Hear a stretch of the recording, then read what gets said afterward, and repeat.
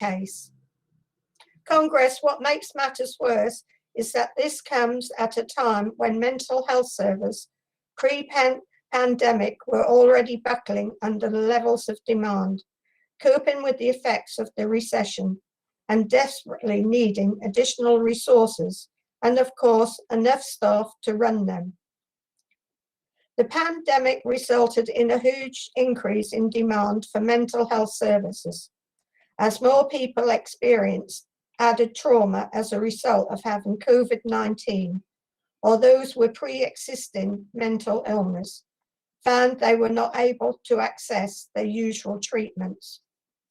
As GP services stopped being face-to-face, more people with depression and anxiety stopped coming forward to see GPs. So we have seen untreated mental illnesses across the country. Congress, the time has now come for the NHS to end out-of-area placements once and for all. Congress, please support I Move. Thank you, Jan. Congress, the CEC is supporting all of these motions. Sorry, that's going to be formally seconded by London. That's why I'm not calling in a speaker. But the CEC are supporting all of these motions, so we can go straight to the vote. Composite 8.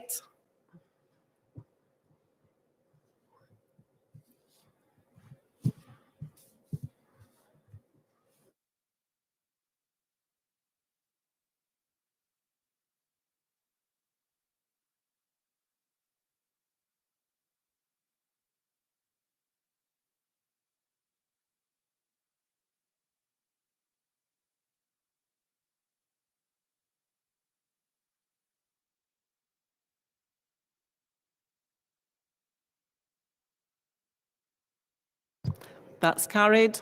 Motion 198.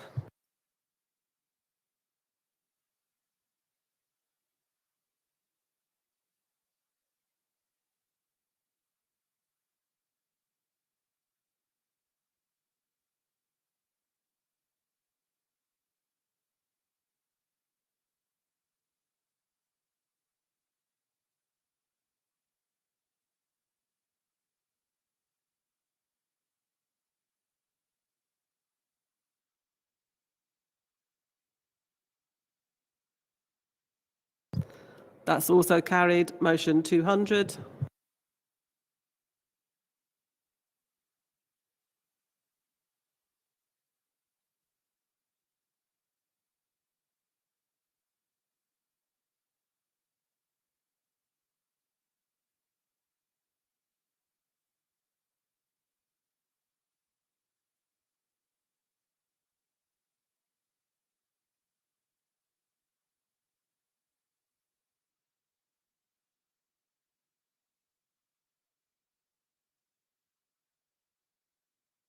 Also carried. Motion 202.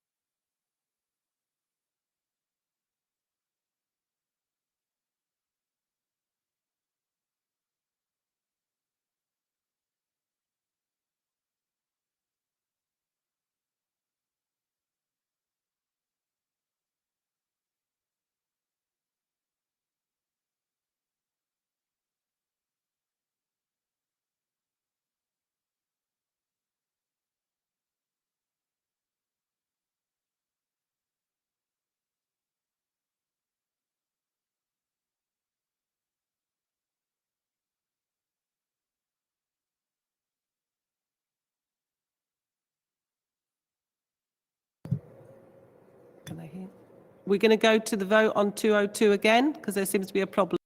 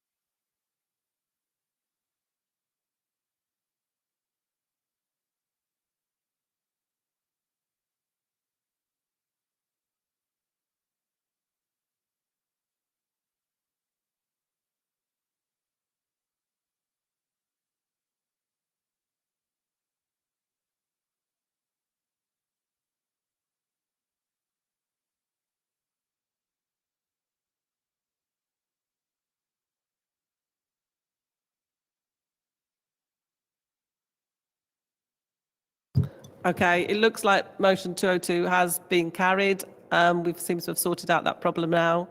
So we're back on and we'll move to motion 204.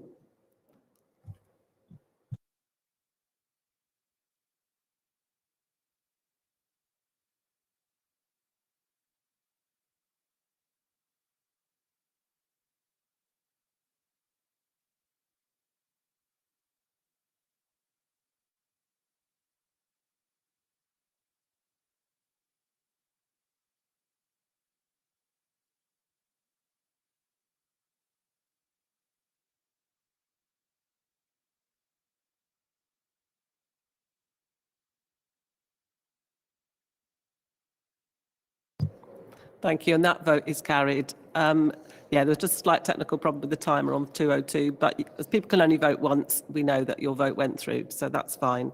I'll now go to item 5, which is CEC's statement on pay and the cost of living, and we move on to the CEC statement. So I'll just explain the procedure for the debate. The statement will be moved and seconded by members of the CEC, and then I will invite regions to speak on the statement, and I'll just take the speakers as they're lined up on the screen because I think that's the easiest for me. So Sarah Hurley from London Region, please move the statement for the CEC. Good morning, President. Congress. Sarah Hurley, London Region, moving the statement on behalf of the CEC. Congress. We support the principle of the national minimum wage, but the rate was too low when it was introduced in 1999, and it is still too low today.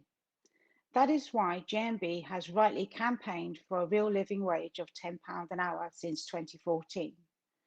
But we must also keep up the pace with the times, and the cost of living is rising. This statement does two things. It updates our minimum headline demand for a real living wage to £12 an hour. This is in line with inflation since 2014 and independent calculations for a minimum income standard. And the statement endorses calls for campaigns at a higher £15 an hour rate.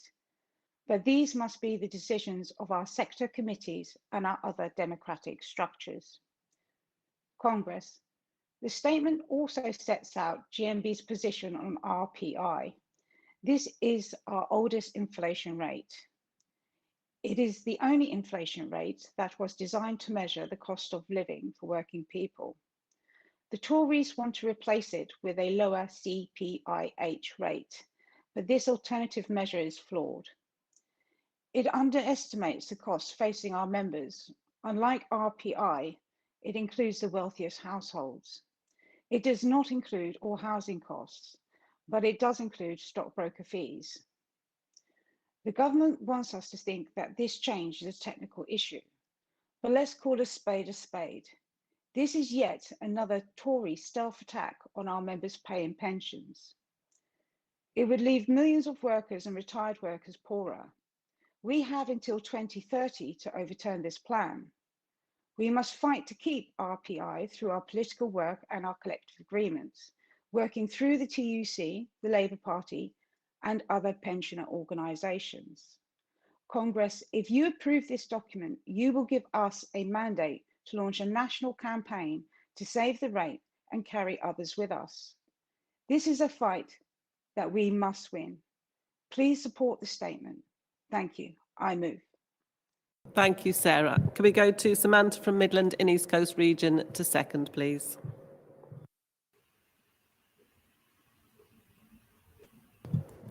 We can see you, Samantha. You can start, please. Morning, Congress. President, Congress. This is Samantha Zabrute from Midlands and East Coast Region, seconding the statement on behalf of the CEC. There is a pay crisis in this country. Wages have not recovered since the financial crash, and pay is under attack again during the COVID-19 pandemic. Some of our members who have risked the most are paid the least in social care, security, and other key workers' occupations. And Congress, our young workers are discriminated against. They pay the same bills, but they are not entitled to the full minimum wage. We must end this discrimination. Wages not based on ages. Our members need a pay rise. Congress, GMB will continue to fight against the public sector pay freeze, employees' attack on beyond pay, and we need to keep our own demands up to date. This is what this statement seeks to do, and it gives a commitment that our demands will stay in line with the real cost of living. With any further proposals to vote on by the Congress, we think this document sets out a clear policy on important issues facing our members.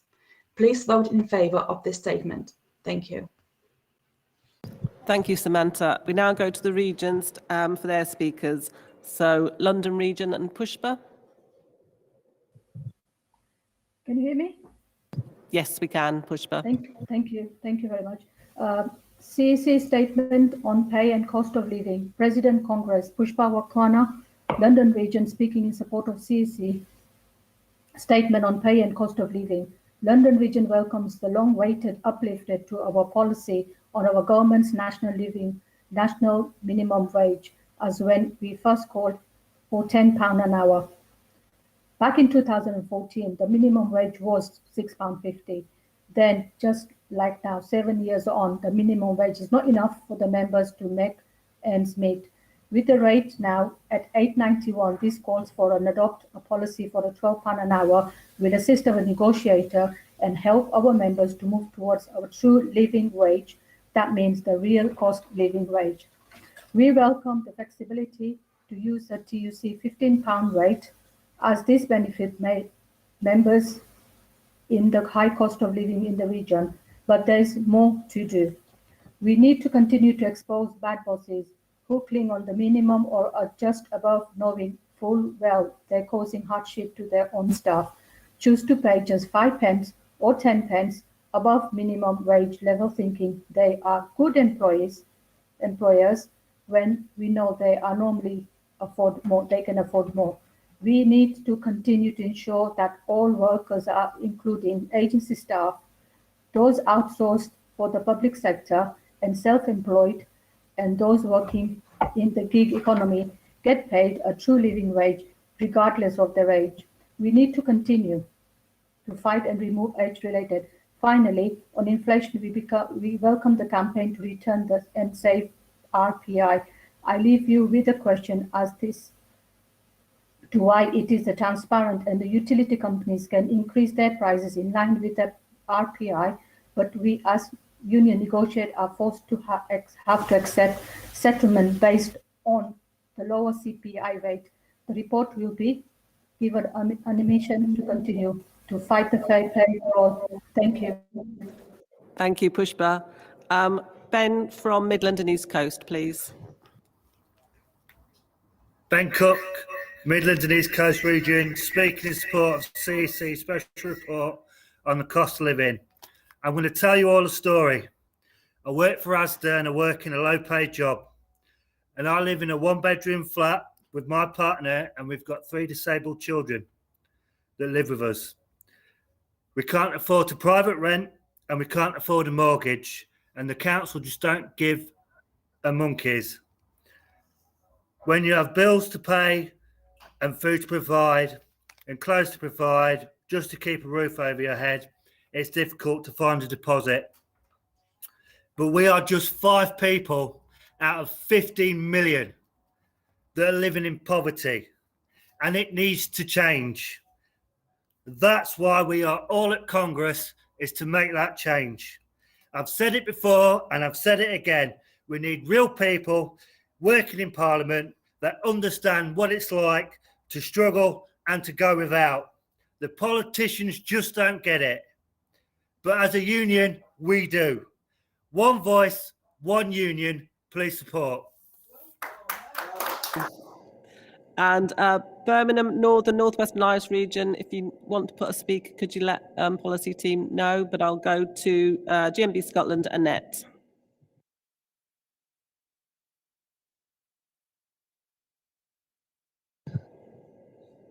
No, we're having trouble trying to get Annette in. So if I go to Bernadette from Southern.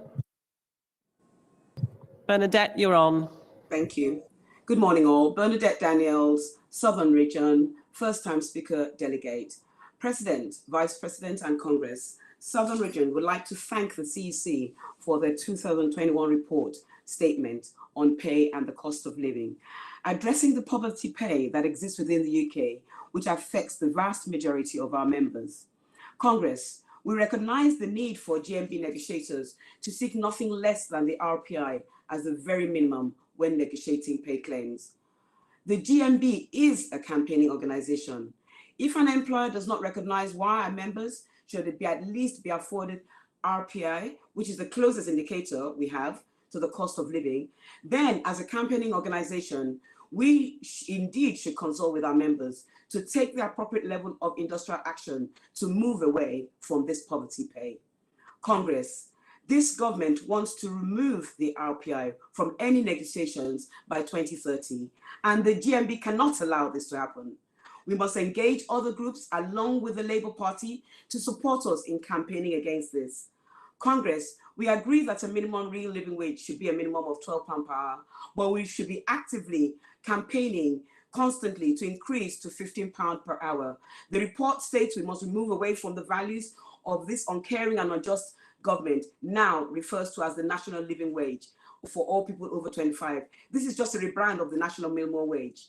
The real living wage should apply to all age groups. We must rage against the age. Southern Region endorses the CEC proposals to replace the national minimum wage with real living wage, keep the headline of the real living wage simple and in line with changes to the cost of living, recognize the 2020 TUC Congress call for £15 an hour and mobilize to support and campaign for this, organize and campaign to save RPI, that all negotiations use RPI as the first line in all pay claims.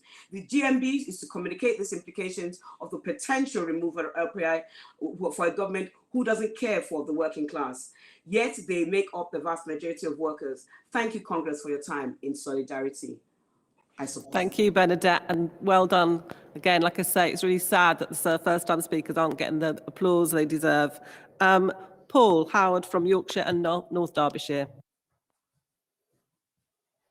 Good morning, President, Congress. Paul Howard, Yorkshire, North Derbyshire region, first-time delegate, first-time speaker, supporting the CEC statement on paying the cost of living. Colleagues, we know how to use the best measures when we are bargaining for improvements to our members' terms and conditions. We know that RPI is always going to give us a better measure than CPI.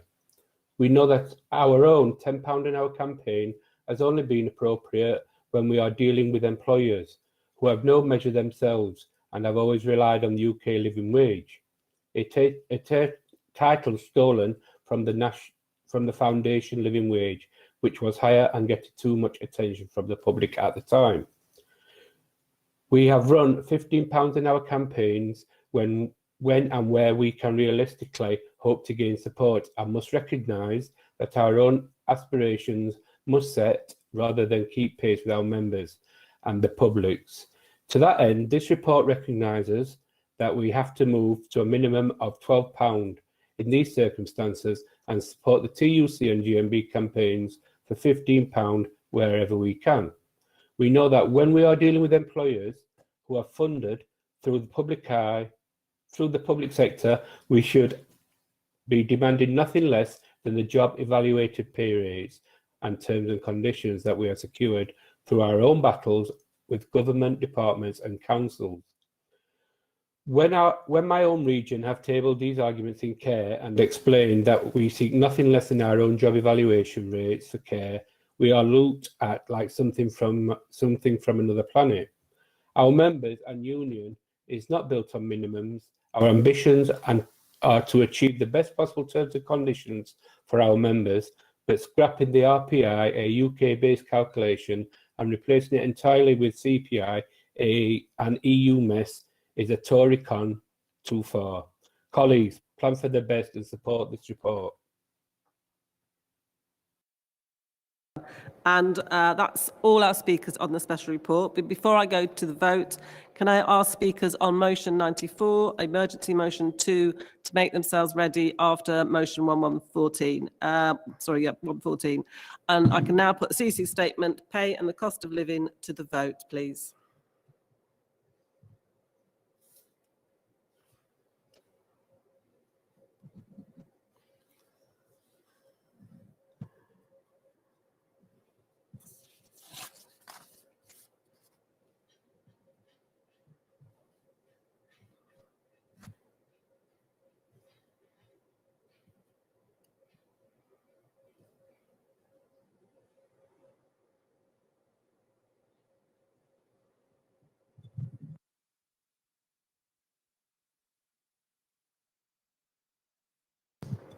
And that's been unanimously carried. Thank you.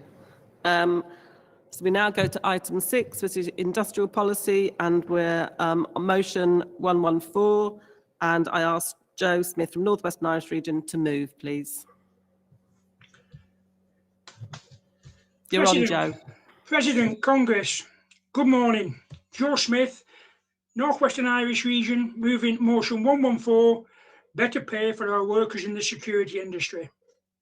Congress, security workers right across the country are in decline when it comes to pay, not an increase. Security companies are taking advantage of the government's minimum wage policy.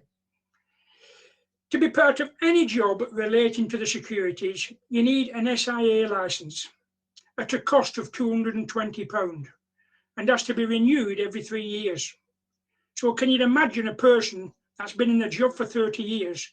This would have cost this person £2,200 to obtain the licence. Before the person can apply for the licence, you have to go on the relevant courses depending on what job applies. This is an additional cost of between £150 and £250. Depending on what job description comes out, many have to be police vetted. Jobs can be declined, even after paying out for the passage of the courses. And it doesn't necessarily mean that that person has a criminal background.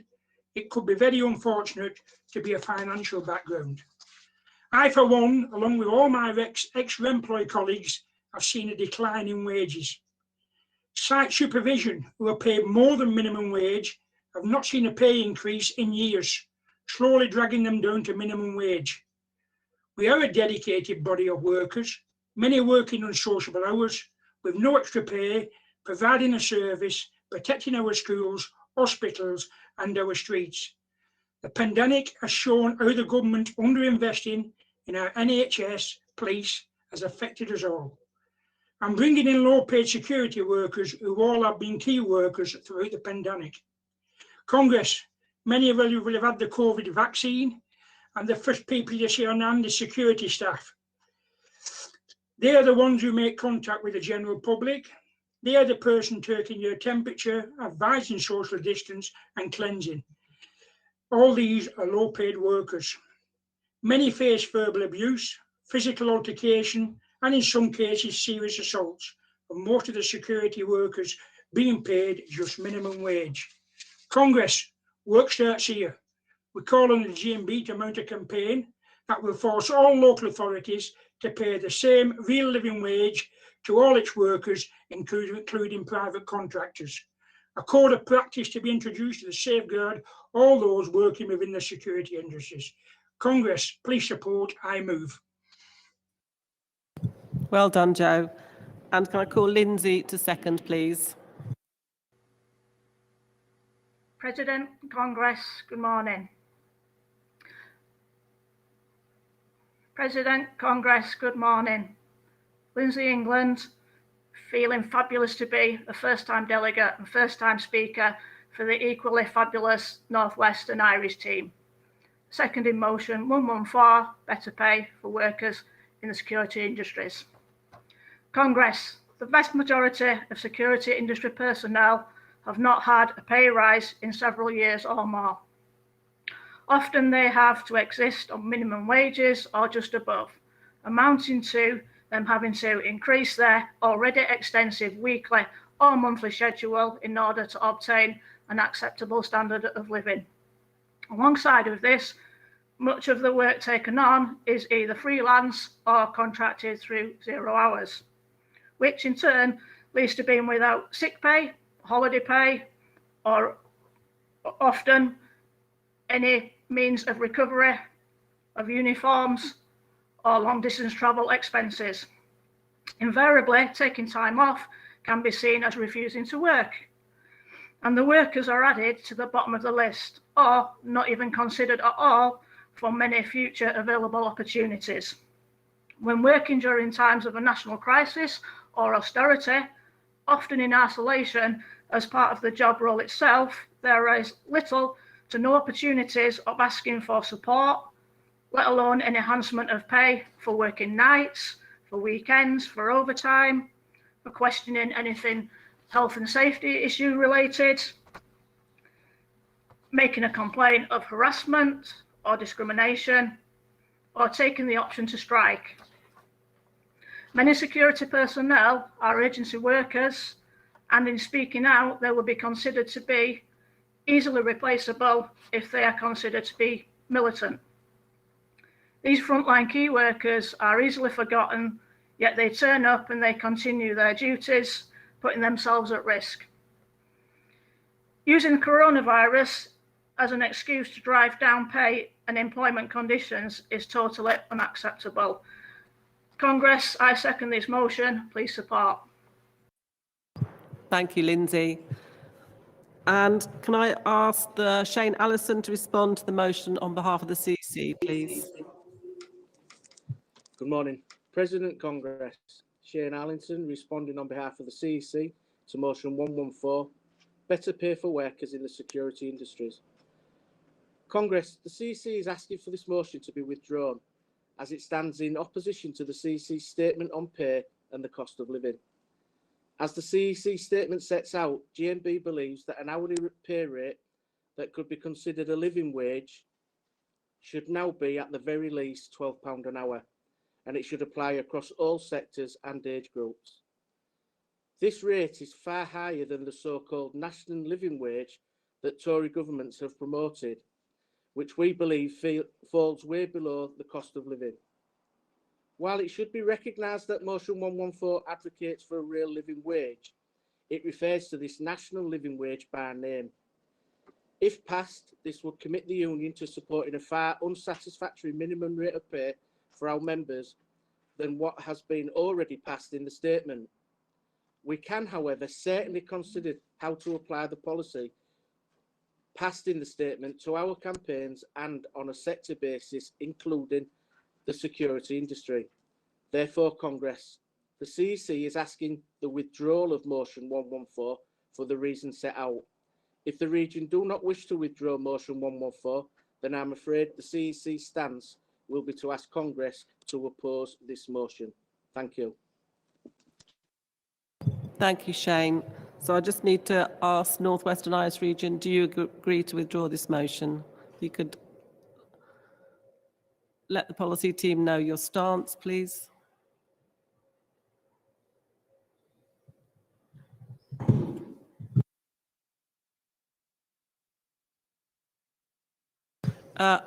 You don't have a right of reply to the CEC.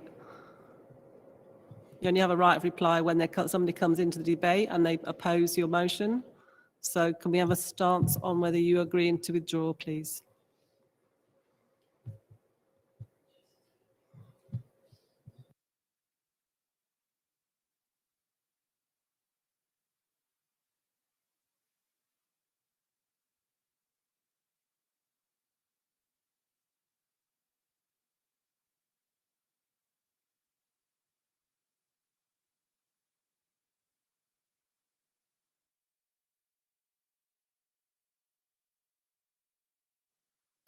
Yeah, the only option you've got, North Western Irish Region, is do you agree to withdraw the motion? And thank you for that decision. Thank you. That means we can move on to item 7, employment policy.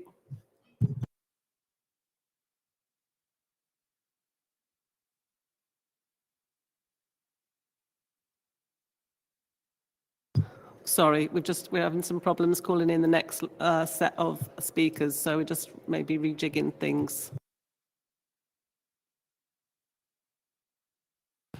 Okay, until we can call in those speakers, we're going to move on to item 8, social policy, which is motion 117. So I'm asking, so on your programs, you've also got motion 175, but that's been accepted and existing policy. So following the passing of the SOC report number 1, it's therefore adopted without debate. So we now move on to motion 117 and Richard. No?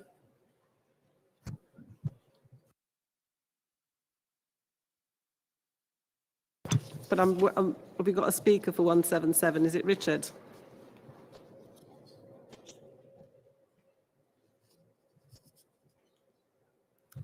We're just queuing Richard in to speak. We hope, we think. Yes, Richard, well done. Nice to see you. Richard, it's all yours. Good morning, Richard Speakman, Northern Region. Oh, wait a minute.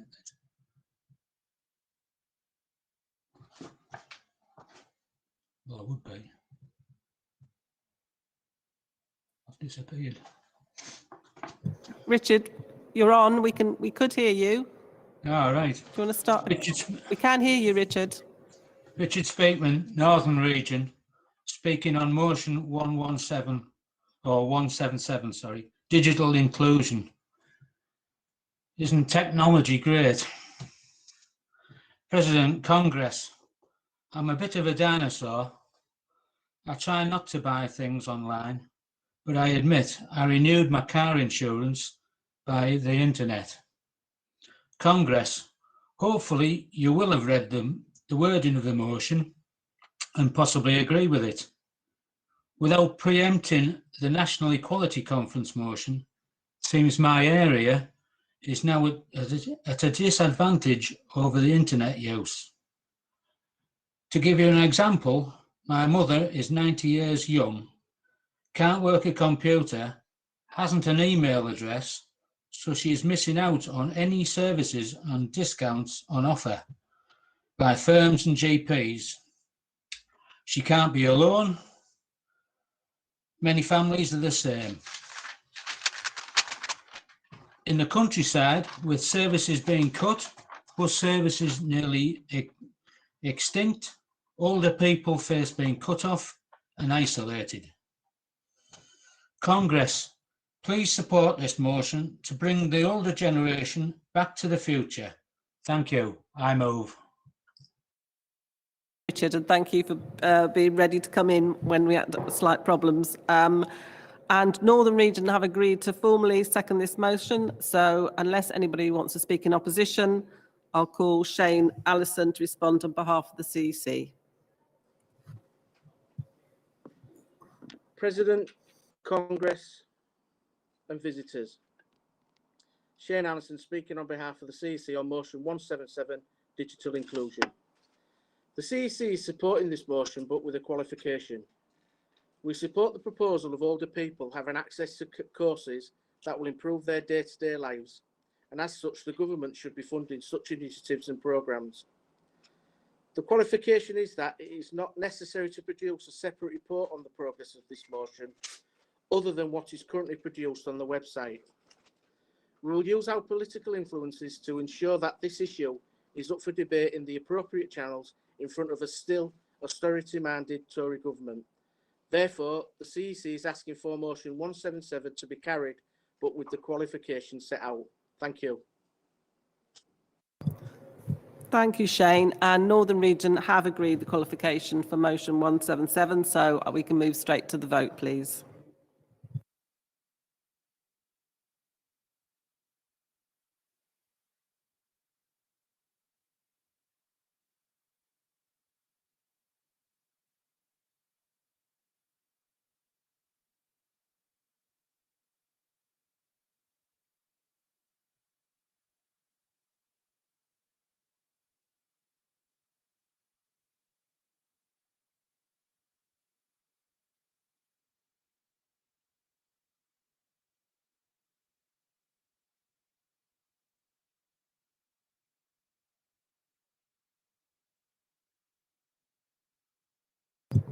And that's carried. Congress, I'm now going to call for a short break. So delegates, you can spend the time away from the screen to make yourself a cup of tea, because that's what I'm going to do, and see you in 15 minutes, 1:45. Cheers.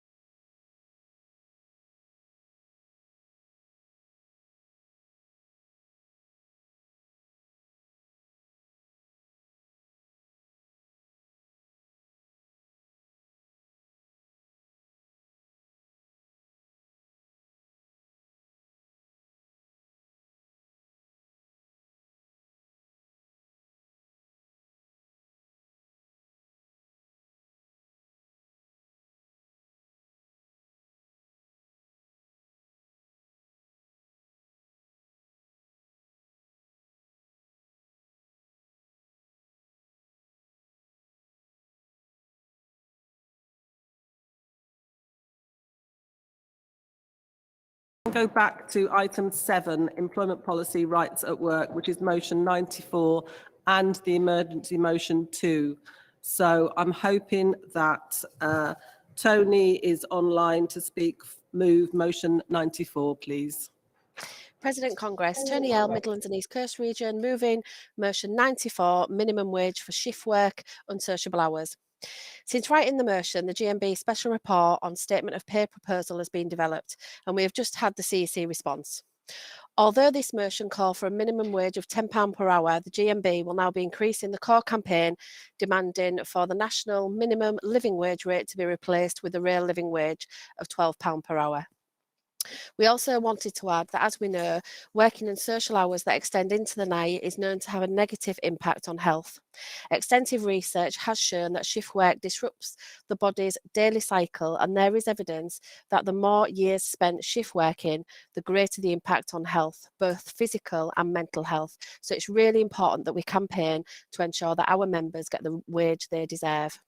We thank the CEC for the qualification and accept that within the special report on statement of pay, the proposal for the £12 per hour and members who actually work shifts and unsociable hours are attracting an even higher rate. I move. Thank you. Thank you, Tony. And Dawn to second, please. Good morning, comrades. Dawn Lovett, seconding this motion 94. Congress, brothers, sisters, siblings, chair. I've been a shift worker for many years, up until the pandemic. And as my colleague has rightly said, it does have an impact on your life.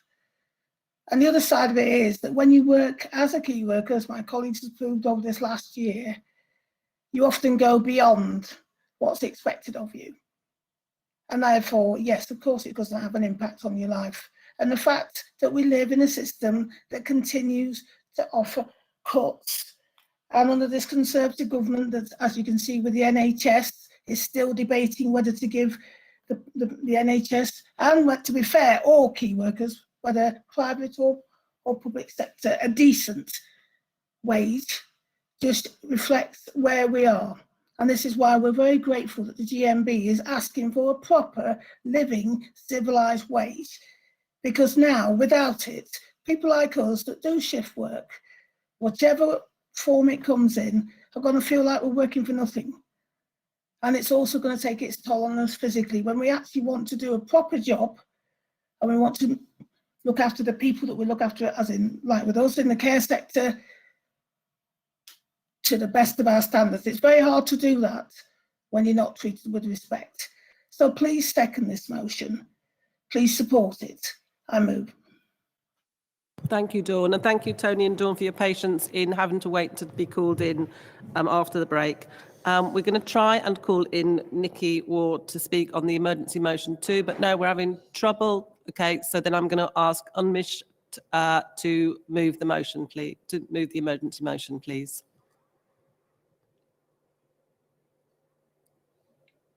Yeah. Can you hear me? Yeah, you're on. You're good. Congress, in April, Gary Ballista, one of our long-standing reps in Islington Council, was dismissed under a flimsy charge of a breach of the council's code of conduct and social media policy. Gary had given the council 24 years loyal service, and as a housing caretaker was well liked by the residents. Up to this point, he had a completely unblemished disciplinary record. But despite this, the council decided the alleged breach amounted to gross misconduct and moved straight to his dismissal. This dismissal has since been confirmed at appeal, and Gary now has no choice but to seek legal redress unless the council sees sense, even at this late stage, and listens to the demands of the GMB and local residents and the campaign for Gary's reinstatement. Gary had been taking part as a Islington resident, I stress, in a series of protests against the council's introduction of low traffic neighborhoods. These protests were legal, fully in line with COVID restrictions, and organized by local residents. Unfortunately, a video Gary was captured in also exposed a local councillor, and this is what led to the allegation that Gary had breached the council's social media policy and code of conduct. Congress, the motion is not about Congress. The investigation was biased, flawed, and prejudicial to a fair hearing. In short, it appeared the council had one objective, and that was to dismiss Gary by whatever means they could. Congress, this motion is not about traffic calming measures, which we know divides opinions. It's not about traffic at all. This motion is about an employer using flimsy charges to silence a critic. This motion is about the right to free speech and peaceful protest, and the rights of council and public sector staff to have their voices heard if they disagree with the action of the employer. Congress, we should not and cannot accept a situation where a resident's rights are curtailed because they also work for the local council. Never. Neither can we accept a council dismissing a GMB rep because they're dared to lawfully and peacefully speak out. Islington Council can still do the right thing and listen to and reinstate Gary. It is not too late. It is never too late. But if they do not, the message from this Congress, from this GMB Congress, must be loud and clear. We will defend Gary until he gets justice. Congress, I move. Thank you, on mission. Thank you for stepping in at the last minute to move. And can I ask the region to formally second that motion? Yeah, they agree. Thank you. That means, can I ask Anne Dean from the CC to respond to the motion 94 and emergency motion 2, please?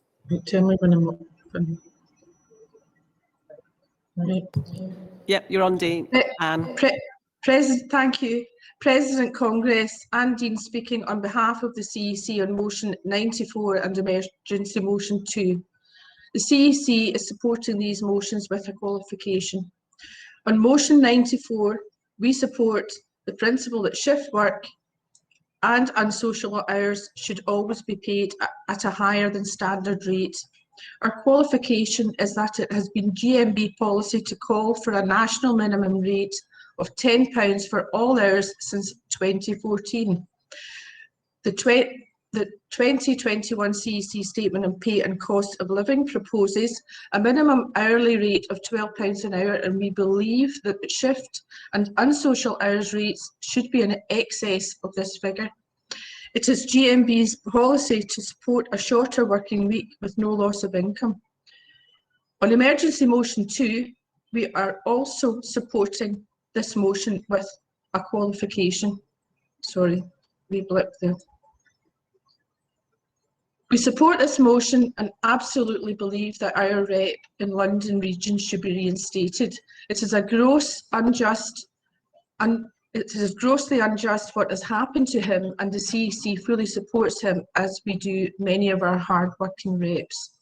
To be a trade union rep takes courage, and we stand for dignity.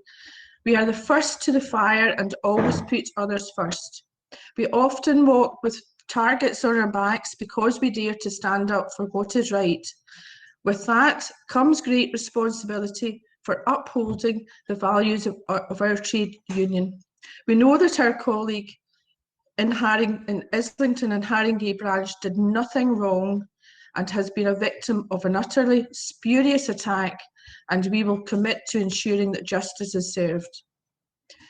Our small qualification is on the point where the motion is asking us to support and protect our reps when they stand up for their lawful beliefs, whether during their working hours or personal time. We would like to qualify that when providing support to our reps, we would need to consider not solely the lawfulness of those beliefs, but also whether they are in line. Sorry, a wee blip here, folks. It's not working. Sorry. With our rule book and aims and print, sorry, I'll start that again. We would like to qualify that when providing support to our reps, we would need to consider not solely the lawfulness of those beliefs, but also whether they are in line with our rule book and the aims, principles and beliefs of the GMB. We would like to make it clear that we do not consider this to be a factor in the specific case raised by the motion. Therefore, Congress, please support motion 94 and emergency motion 2 with the qualifications set out. Thank you. Thank you, Anne. And Midland and East Coast are accepting the qualification. Did London region accept the qualification on the emergency motion, please? If they could notify us. Yes, thank you. That means I can move to the vote. So motion 94.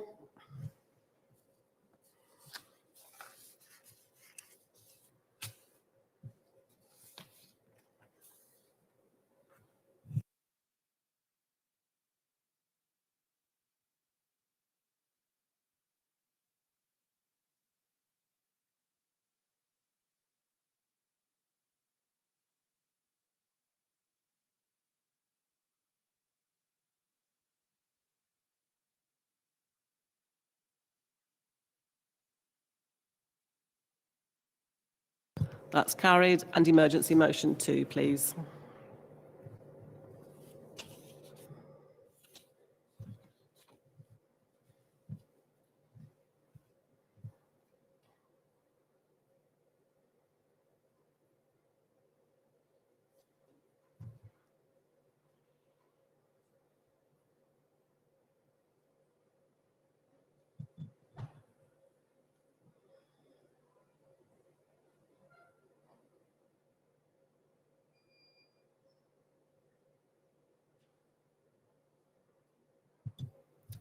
And that's carried. And can I ask you to please show your solidarity to Gary by signing the petition, which is on the London Region website and on Facebook, at Reinstate Gary. Let's get him reinstated. Thank you. We now move on to back into the normal business and item 10, employment policy, rights at work, composite 6, 99, motion 99, motion 100, 101 and 102. Can I ask Bismillah from London Region to move composite 6, please?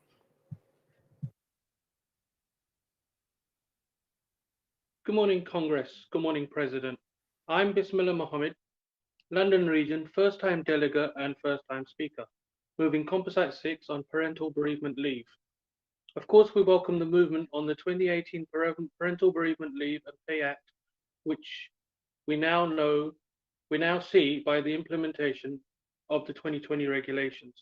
This is a step in the right direction for parents when a child dies under the age of 18 or from stillbirth from 24 weeks onwards. What our motion is asking is that these regulations need to go further, as 1 in 4 of our pregnancies end in miscarriage. We're asking that we should lobby for more changes in the law so that it covers miscarriages that occur before 24 weeks, as this is a difficult time for all parents, and all parents need support, every support they can get. We also want to see paid leave extended to partners, as they need to be there to comfort and support these women. Congress, I want to update you about a groundbreaking agreement in our region. Inspired by New Zealand, the London Borough of Barking and Dagenham is the first UK council to offer paid miscarriage leave to women and their partners.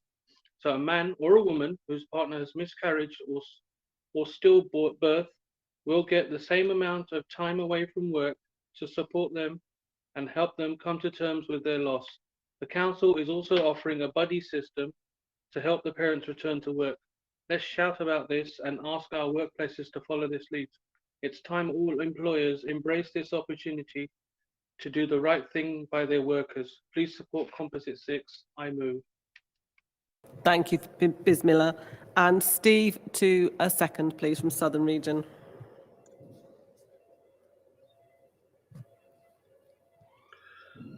You're all good to go, Steve. Yeah, President, Congress. I'm seconding Composite 6. Congress, it is true that we, as a union, need to lobby political parties for changes in the law for stillbirths before 24 weeks. When there is a stillbirth, the family will be stressed and upset, and the fact that the partner may have to return to work.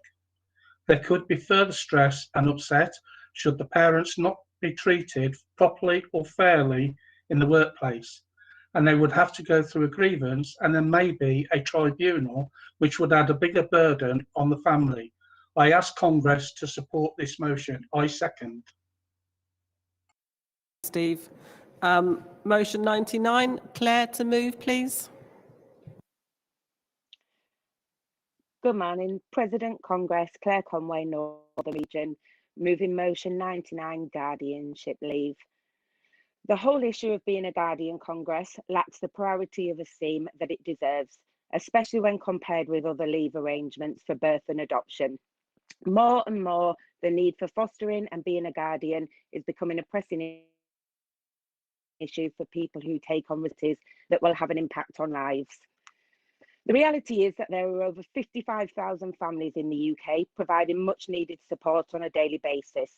There are over 65,000 children living with families in a fostering environment daily. On top of that, people who are guardians do so without any special leave support.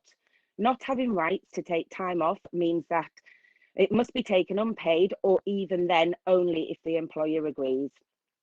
Children and families in these situations desperately need support, and policy is in this area needs to be updated and modernised to reflect a modern Britain. Lack of support, and especially financial support, will deter some great people who have the skills to take on responsibilities but just can't afford it. Congress, let's help change social policy again for the better, help widen the scope of access to paid leave, and help those very people who just want to help others. I move. Formally second that motion. So motion 100, I ask Kevin to move, please. Hi, Congress, can you hear me and see me? We can hear you clear. We can't see you, but that's fine. We can hear you, Kevin. Okay, thank you. President Congress, Kevin Pink, GMB, Greenwich Branch, Southern Region. It is a well-known fact that the vast majority of GMB members will have animals as part of their family, and unfortunately when they become unwell, our pets need our help and support to recover. This can mean that we need to take time off from work to care for them and undertake regular visits to the vets for medication and sometimes operations.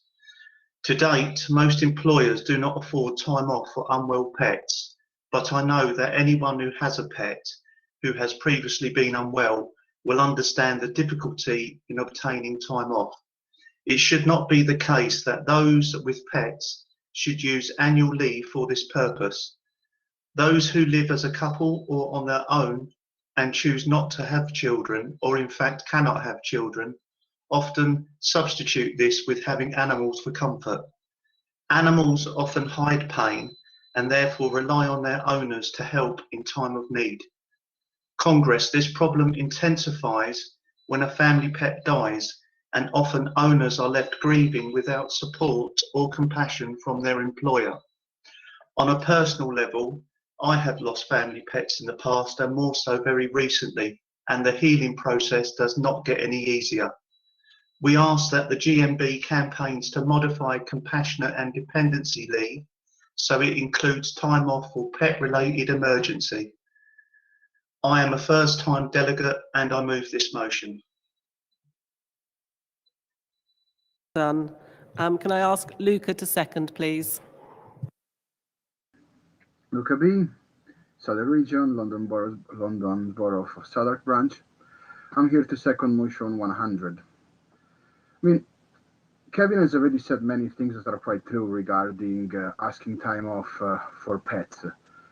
And all I wanted to add is that pets are members of the family. Many people in the UK, many people in the world, they could gladly say they have a better relationship with their dog or their cat, even their hamster, I would say, than with other humans. And the fact that this is not recognized under employment rights in order to get them have time off if they have to take care of them, I think it's really sad. Because very often it is people overestimate or underestimate, I would say, underestimate the importance of this relationship, of how much a pet means for a person, how much social connection they can get to them, and also how difficult it is when this pet dies to basically be left alone, and sometimes having to endure sad comments from their worker, from their colleagues or their friends. It was just a pet, it's just a cat, you can get another one, why you're so upset? Thing is, you cannot get another one. That pet was a very valued family friend, and the fact that an employee cannot be given the appropriate time to grieve for them, to care for them, is just not right. That's the reason why I really ask Congress to support this motion. And if you are an animal lover, if you have a own pet, if you have a special little furry friend that gives you companionship, you know how important this is. Thank you. Thank you, Luca. Can I call on Kenneth to move motion 101, please? President, Congress, Kenneth Griffiths, North Western Irish Region. First time delegate, first time speaker. Moving motion 101, phase return to work. Congress, when members have been off work due to debilitating illnesses, what incentive is there to get them back to work? If they're coming to work, they are paid for the hours they work, and the rest of the time they have to make up by using their holidays, when these should be their well-being and work-life balance. What we want is that when a phased return is being used as a reasonable adjustment to get members back to work, we need full pay because we are showing commitment to trying to get back to work. We do not want to be off work, but unfortunately, sometimes this is out of our control. With the backing of the union, we can show that this has added value to both the employee and the employer.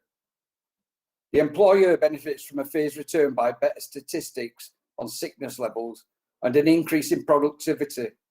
Also, less stress to staff who have been coping with less work colleagues in the workplace.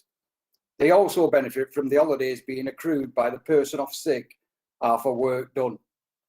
The employee benefits from a well-being feeling and a higher morale feeling, with hopes that the company is great to work for.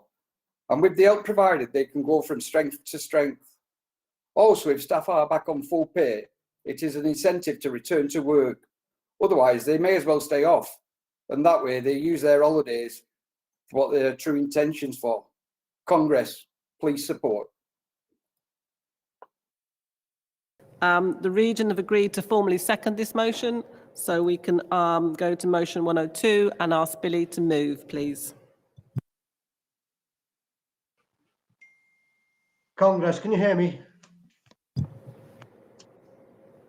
Yep, we can. Congress, Billy Goulding, speaking on behalf of 102. President Congress, this Congress calls on the government to look at flexible working across all industries. Currently, this is not working. The workforce has become so diverse in age groups that flexible working has become more important to allow people to spend time with their families. Therefore, we need to change by the government that will allow all employees to access family-friendly policies rather than only at the manager's discretion, which is the case in our industry. We heard yesterday of the number of unpaid carers, and we know that the cost of childcare is prohibitive for many.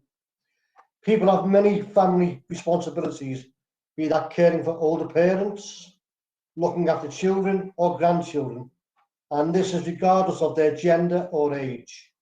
Providing workable, robust, flexible working arrangements will enhance the working life of our members. Congress, please support. Billy. And again, the region have agreed to formally second this motion. So I can't see any speakers wishing to come in opposition. So I'm going to ask Nathan Holman to respond on behalf of the CEC, please, Nathan. President, Congress. Nathan Holman speaking on behalf of the CEC on Composite 6, Motion 101 and Motion 102. The CEC is asking for Composite 6 to be referred. The motion in this composite are very much in line with existing policy, as illustrated by two motions carried by Congress 2019.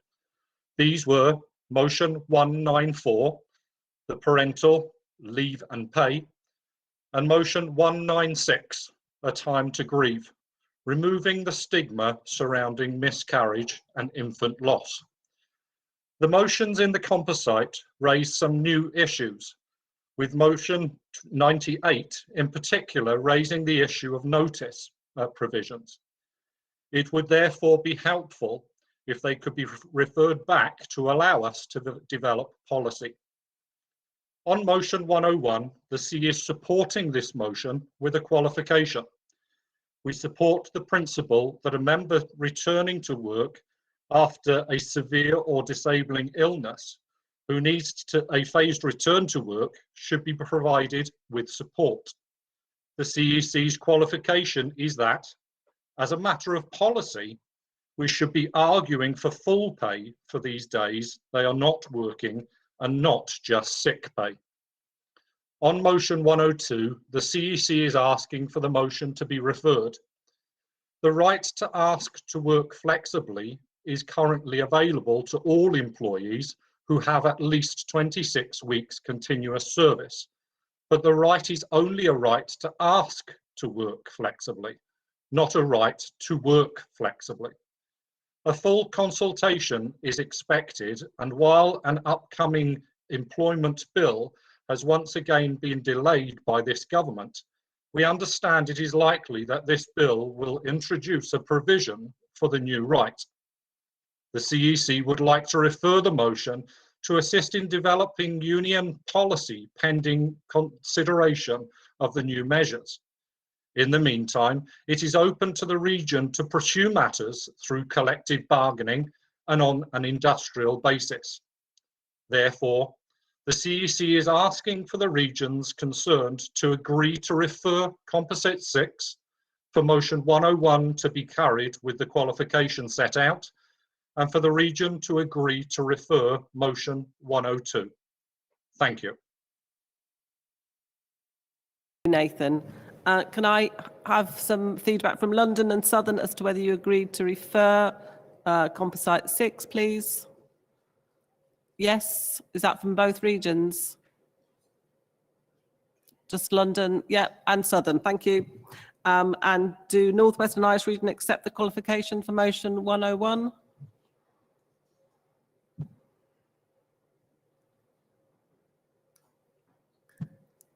And for, yes, and also for motion 102 to be referred back. Yes, brilliant. So we can go to the vote. So we can go to, because the Composite 6 and 102 have been referenced back, have been accepted, we can go to vote on motion 99.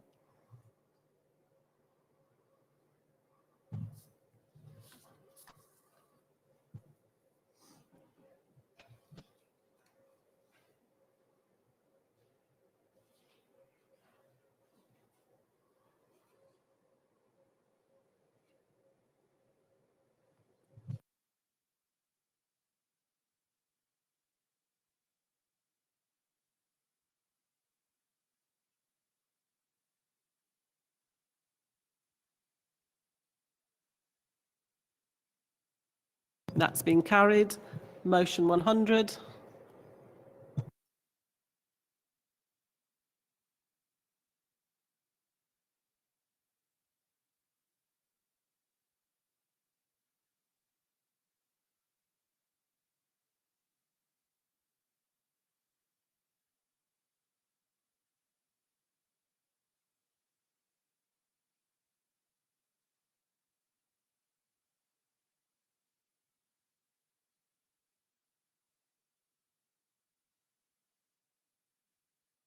That's been carried. And finally, motion 101.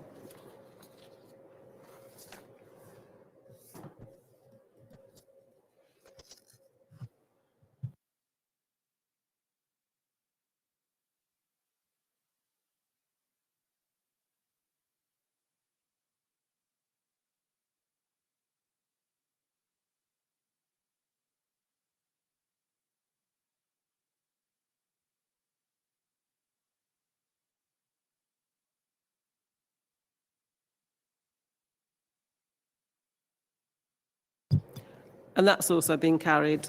We move on then to item 11, which is social policy, justice, and motions 179, 180, 181 and 182. You do have 18178 in your programmes, but this has been accepted as existing policy following passage of Standing Orders Committee report number 1. Therefore, it's adopted without debate. So can I call on Naomi to move motion 179, please?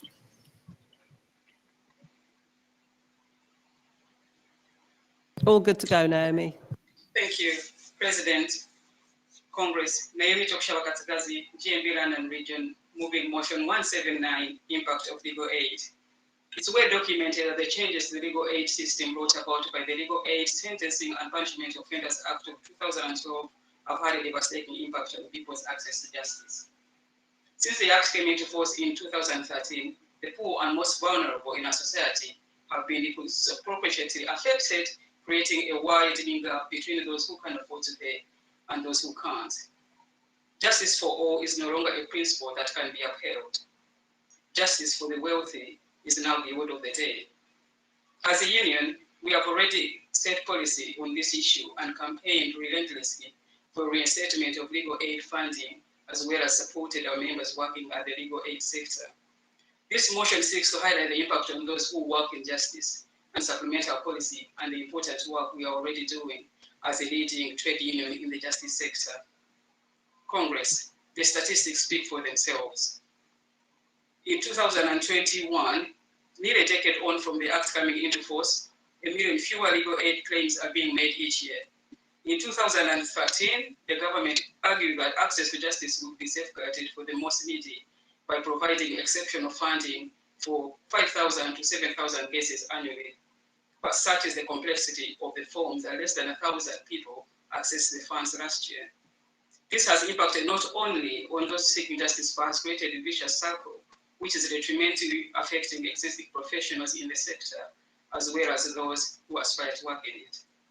In 2010, the Ministry of Justice controlled a £10.9 billion budget administered the courts, legal aid, prisons, and probation service. In 2019-2020, that has reduced to £6.38 billion, a fall of more than 40%. Many law firms across the country have given up their provision of various legal aid services entirely because it's so unprofitable. And while access to legal aid still exists for criminal cases, more and more applicants are having to pay contributions to their defense if their income is above a certain threshold. These factors make everything so prohibitively high and force them to self-represent. In addition, the Act also removed the right to recover legal costs for those who are acquitted except in limited cases. As Christina Blacklaws, a former president of the Law Society, said, if British justice still exists, it's only for the wealthy and the small number of very low incomes lucky enough to find a solicitor willing and able to fight a mountain of red tape to secure legal aid. So solicitors are giving up the butting of the bureaucracy and an economic rates of pay that accompanies legal aid work. What message does this send the world about our justice system? Congress, we cannot underestimate the crisis facing our justice system. That is why we must strategically organize from the inside and ensure the principle of justice for all is restored. Congress, I urge you to support this motion. I move. Thank you, Naomi. And the region have agreed to formally second that motion. So can I ask Emma to move motion 180, please? Thank you. All good. President, Congress, Emma Booth, London Region, first time delegate, first time speaker, moving motion 180 regarding justice for victims of child sexual exploitation. Congress, this motion goes to the heart of the things that GMB stands and fights for: equality, fairness, and dignity at work. As if the physical and mental effects of the abuse suffered by these child victims is not burden enough for them to carry through their lives. They are often victimised for a second time, where they've been convicted for soliciting. These convictions have a profound and unjust impact on their future employment opportunities. Some progress has been made. The Serious Crime Act 2015 decriminalised soliciting by children, meaning that children forced into criminal acts by abusers do not end up with a criminal record as a result. But this decriminalisation is not retrospective and so does not protect those with historical convictions. Then in November last year, the government introduced changes to the automatic disclosure of past convictions by the Disclosure and Barring Service. The changes mean that some offences, including soliciting, can be filtered out and will not be disclosed to employers carrying out DBS checks on prospective employees. However, this still does not fix the issue, as eligibility for filtering depends on the part of the UK the person was convicted in, and even then only applies once 5.5 years have elapsed since the conviction. This means that convictions can follow victims into adulthood. Victims of child sexual exploitation should be free to try and move on from their abuses and have the dignity to pursue work in whatever profession they choose, to be judged on their skills and abilities and not be criminalised for the despicable acts of their abusers. This motion calls on GMB to use its campaigning power and political influence to effect a change to the law, clearing historical convictions of victims of child sexual exploitation. Congress, please support this motion. I move. Matt, well done. And I hope all first-time delegates are enjoying this very strange Congress, but we'll see you again at other ones. It hasn't, you haven't been put off by this online one. Can I ask Naomi again to come in and second? Thank you, Madam President. Congress, Naomi Chokshaba-Katsikazi, London region, again, in a very short space of time. Seconding motion 180, dignity for survivors of child sexual exploitation. Congress, the clue is in the name, dignity. Is this too much to ask? I concur with the points raised by the mover, Emma, for additionally which they stress that these survivors of child sex exploitations are victims of a crime to begin with. It therefore begs us believe that the same system that ought to have protected them is the one quick to reprimand them further. This is without due regard to the vulnerability, mental ill health, low self-esteem, and stigma they suffered. According to CPS, coercion and manipulation often feature in abusive situations, so that the perception of what is happening is sometimes difficult to understand by the victim. On that above note, therefore, why penalize these individuals twice for at most no fault of their own? I asked the Congress today to advocate for trauma-informed approaches as these survivors integrate into society as individuals in their own rights and not purely defined by the history of abuse they suffered as children. This can only be achieved by quashing related previous convictions. Congress, please vote for this motion. I second. Well done, Naomi. Can I call on Linda to move motion 181, please?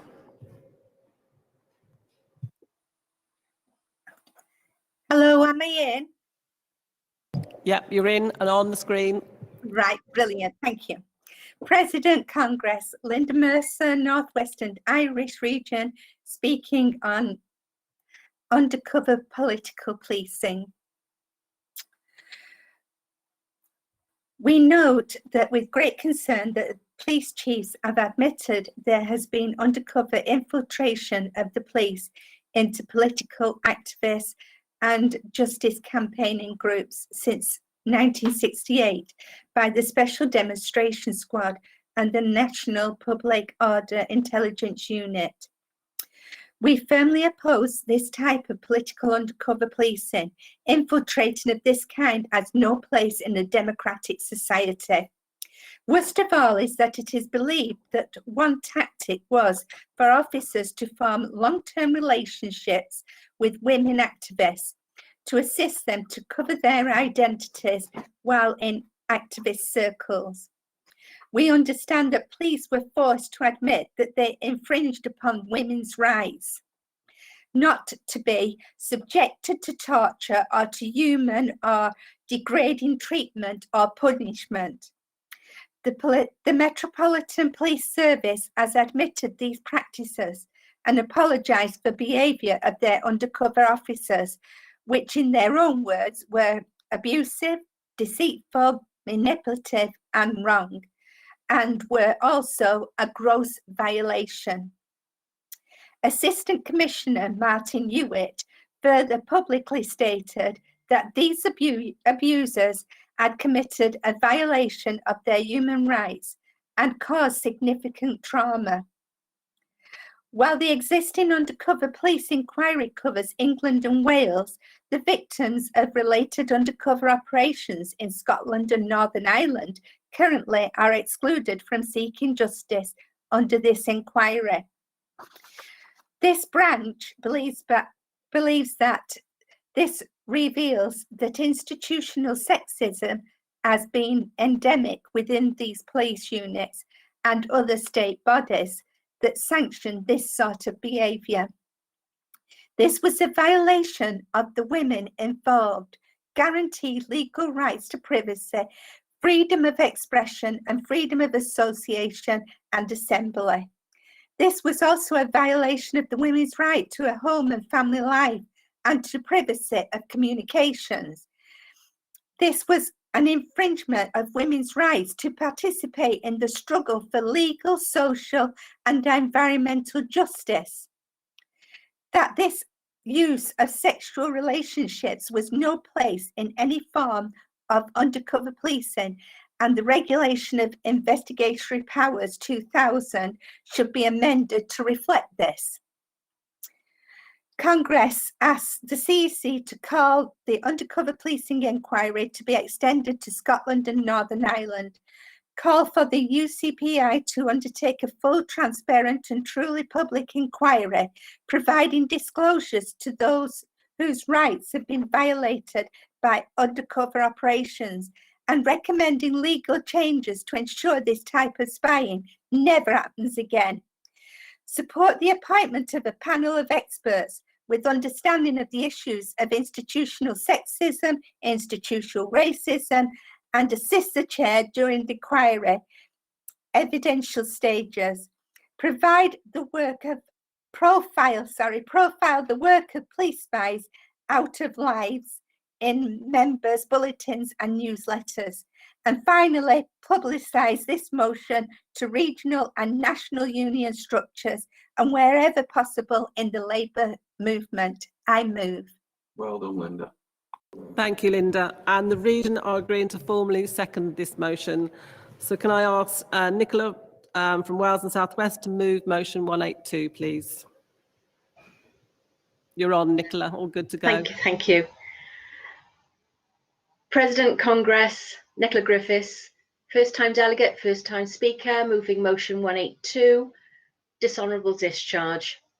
Congress, LGBT and citizens have been allowed to serve openly in Her Majesty's Armed Forces since 2000. The United Kingdom's policy is to allow homosexual men, lesbian women and transgender personnel to serve openly, and discrimination on a sexual orientation basis is forbidden. It is also forbidden for someone to pressure LGBT people to come out of the closet. All personnel are subject to the same rules against sexual harassment, regardless of gender or sexual orientation. Colleagues, this motion calls for all members to support a campaign to reinstate pension rights to service personnel who were dishonourably discharged from the armed forces because of their sexual orientation. Until January 2000, members of the services who are identified as LGBT were dishonourably discharged and lost all their pension rights. Colleagues, it beggars belief that it took so long to bring an end to this blatant discrimination, and a disgrace that we've had to wait for the European Court of Human Rights to rule that discharging members of the armed forces on the grounds their sexuality was illegal. This motion calls for the NEF and CEC to campaign and lobby government to restore the pensions earned by those who are treated in this way. The GMB, as well as many other trade unions, had members serving in one capacity or another in the armed forces, and we owe it to them to put this right. We can look back with pride at the role the GMB has played on the road to achieving equality and justice for all. There is still work to do, and this motion highlights one such injustice that remains untouched. Conference, please support this motion. I move. Well done, Nicola. And Paul to second, please. President, Congress, Paul Maguire, Wales and South West Region, seconding motion 182. Colleagues, for decades, gay people were not allowed to serve in the armed forces until the Ministry of Defence was forced to change its stance by a court ruling that came into effect in 2000. Individuals not only had their career taken away, but stripped of their medals and their pension rights, for which they dedicated their lives to the country. The MOD advised that any individuals who forfeited a medal in connection with an offence, colleagues, just for being gay, would need to obtain a disregard under the terms of the Protection of Freedom Act 2021, and will also need to apply for the restoration of the medal under the terms of the policy being operated by the Cabinet Office. Colleagues, all I'm telling you today is just unbelievable and still discriminatory. However, the MOD has advised that they accept their policy in respect of serving gay people in the military was wrong, discriminatory and unjust to the individuals. They not only lost their jobs and income, but also their home, friends and pension.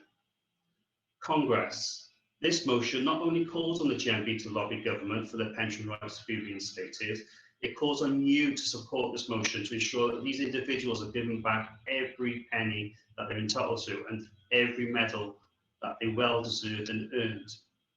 In stark contrast, and despite the passing of over 20 years since the gay ban was finally lifted, no attempt has been made to support the recovery of the thousands of LGBT+ service personnel dismissed or forced from service prior to the year 2000.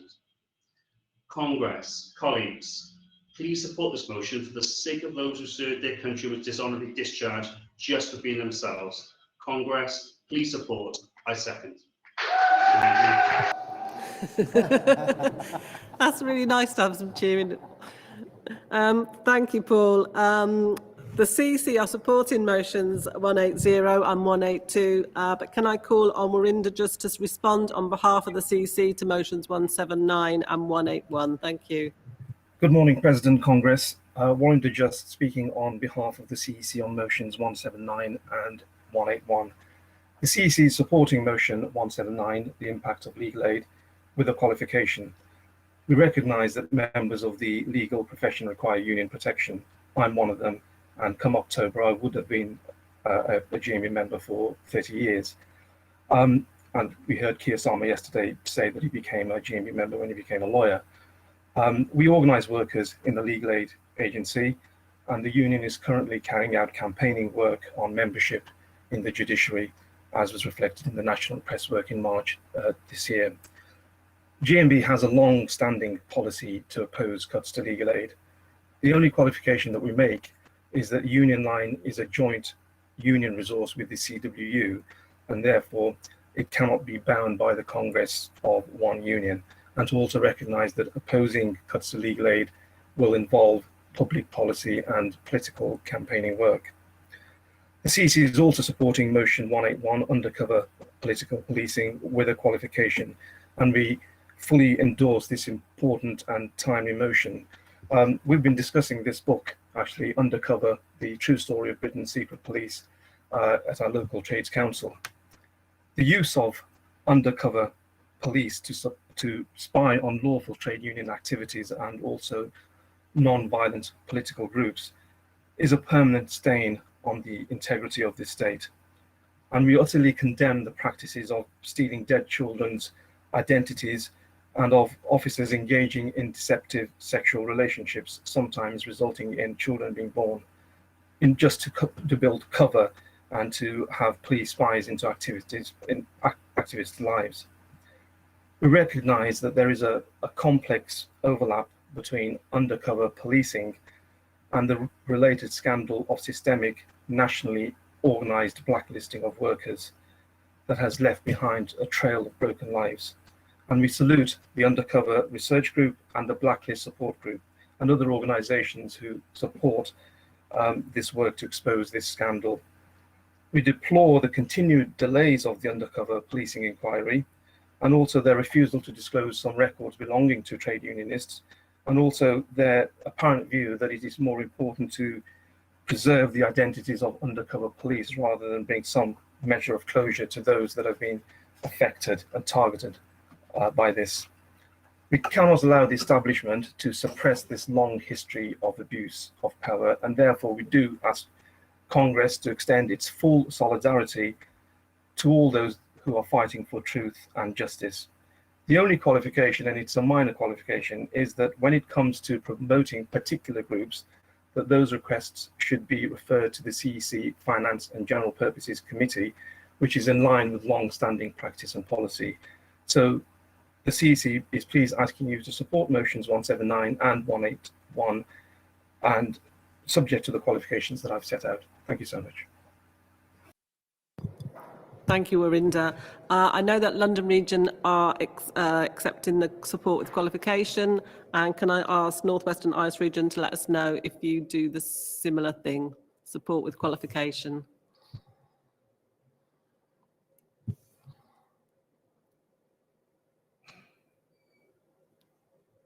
North Western Irish Region? Yes, thumbs up, thank you. Then I can move to the vote. So that takes us motion 179, please.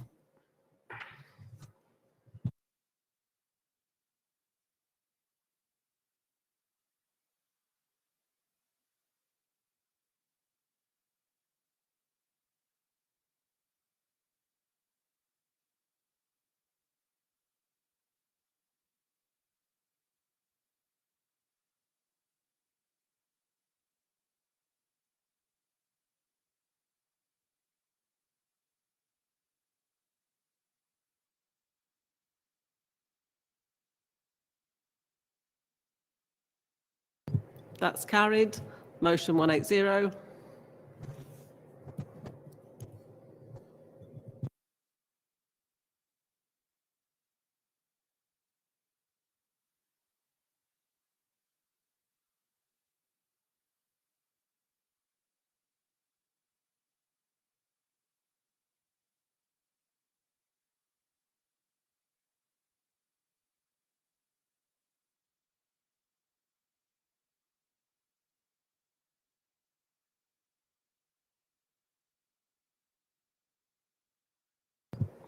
That's carried. Motion 181.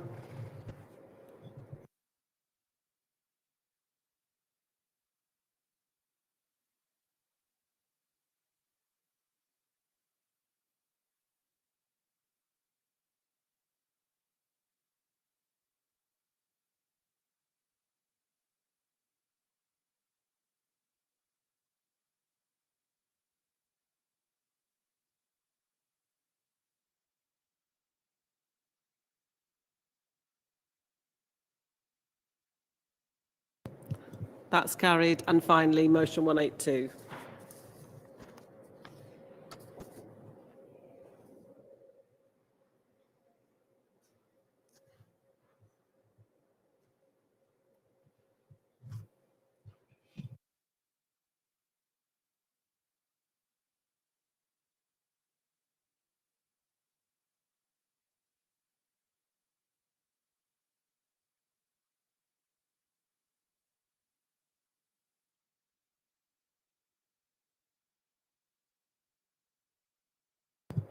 And that's carried. We can move on to item 12, which is social policy, equality and inclusion. And I will first take motions 184, 187 and 188. So can I ask Bernadette to move motion 184?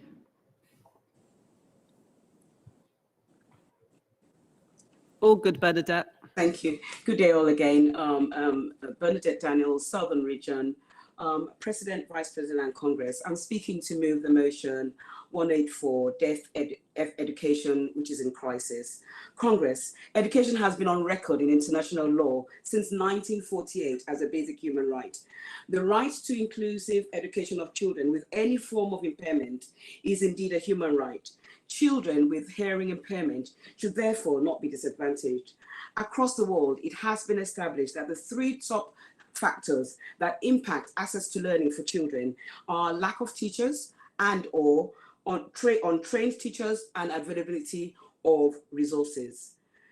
Indeed, there is a real dearth of teachers for the deaf, and it is falling at the rate of 14% a year. There's a real lack of qualified teachers for the deaf. Many of the teachers are reaching retirement age, and there are concerns around the lack of people understanding these roles on and during the required training. Hearing impaired units around the country are being cut, and local authorities feel that deaf children can be educated in mainstream schools with very little support. It is really scandalous that today many children do not have proper access to qualified teachers of the deaf. Many have no access to radio and technology and lack of understanding of their needs, or indeed the need for them to be able to hear the teacher's voice and be able to learn and attain their educational needs. This motion requires Congress to kindly support and enable children, deaf children, to be able to access all the and be equal to other peers. Deaf children should have correct support. Our deaf children deserve the same opportunities in life as their hearing peers. We therefore call on you to support this motion so that deaf children can access sign language for vocabulary development, can access qualified children of teachers of deaf to ensure the children meet their needs, and adequate source and specialist provision in order for them to have equal opportunities in line with our motto, equality for all, and enable them to reach their potential. I move, please support this motion. Thank you, Bernadette. And the region are formally seconding that motion. So we can move on to motion 187. And if we can call in Margaret Boyd, we might be having a few problems. No, she's on. Well done. Excellent. Margaret, you're ready to go. Yes, hi. Can you hear me? Can you hear me? Yes, we can. But Oh, thank you. President Congress. This Congress notes that over 7 years ago, a House of Lords inquiry concluded that the UK government and society were woefully underprepared for the needs of the ageing and disabled population, the need for the adaptation to their homes, disabled people in general, young and old. Not forgetting our brave disabled men and women who fought for our country and are now in need of accessible housing. There are just 7% of England's housing stock that provides even the most basic features of accessibility to make a property viable by the disabled person. Outside of London, only 23% of homes due to be built by 2030 are planned to the basic accessibility criteria, where only 1% will be wheelchair accessible. This is obviously not good enough. The NHS estimates that there are 1.2 million wheelchair users in England alone. The national picture looks a little better because of the Greater London Authority. Since 2004, there was a requirement that all new homes meet access standards. The Scottish Government have a disability delivery plan to aid independent living and preserve the rights of disabled people. The building standards of accessible homes from the government have to change. Congress asks the GMB to take this issue to the government and committees in Parliament that deal with the building standards for social housing for the disabled. Also to liaise with local authorities, asking what their plans are for new homes for the disabled people in the future. I move. Thank you, Congress. thank you, Margaret. I'm glad you could get on. The region are formally seconding the motion. So can I ask Martin then to move motion 188, please? You're on, Martin. Martin, you're on. We can see you. Thank you. President, Congress. Martin Robson, Northern Region, moving motion 188, House of Lords attack on pensioners. Congress, the House of Lords report, as highlighted in the motion, shows how out of touch the great and the good actually are. The House of Lords as an institution has people within it who are incredibly rich and have little knowledge of how the other half live. A typical example is the free TV license for the over 75s. It really isn't good enough, Congress, for the BBC to treat pensioners like criminals. especially when you think that top BBC executives are paid huge wages out of the public purse. The way that the BBC has gone about this issue shows that they are out of touch with us all. And it has to be recognised that it is George Osborne, when as Chancellor of the Exchequer, who set things in motion by removing government funding for the free TV licence for the over 75s and passed the buck to the BBC. It is therefore a dereliction of duty for the Tory government to stop the system of funding for the free TV licences. The GMB has been at the forefront of opposing the removal of the free TV licence, but we need to keep the pressure on to ensure that pensioners are not treated unfairly in how poverty is tackled. Please support. I move. Thank you, Martin. And the regions agreed to formally second this motion. I've not got anybody coming in to speak in opposition. We've not been notified. The CEC are supporting all these motions, and therefore I can go straight to the vote. So motion 184.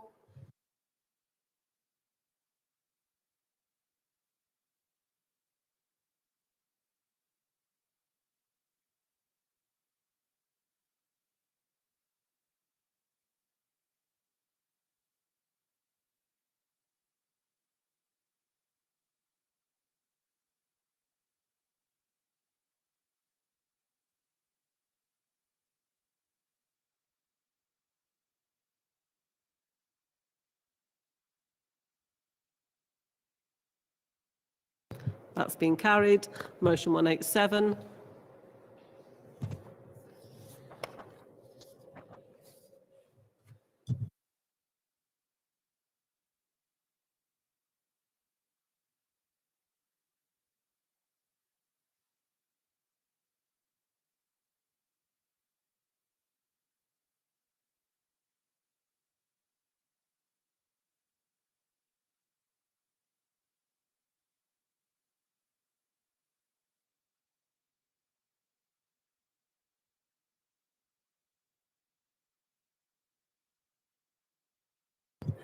That's been carried. And motion 188.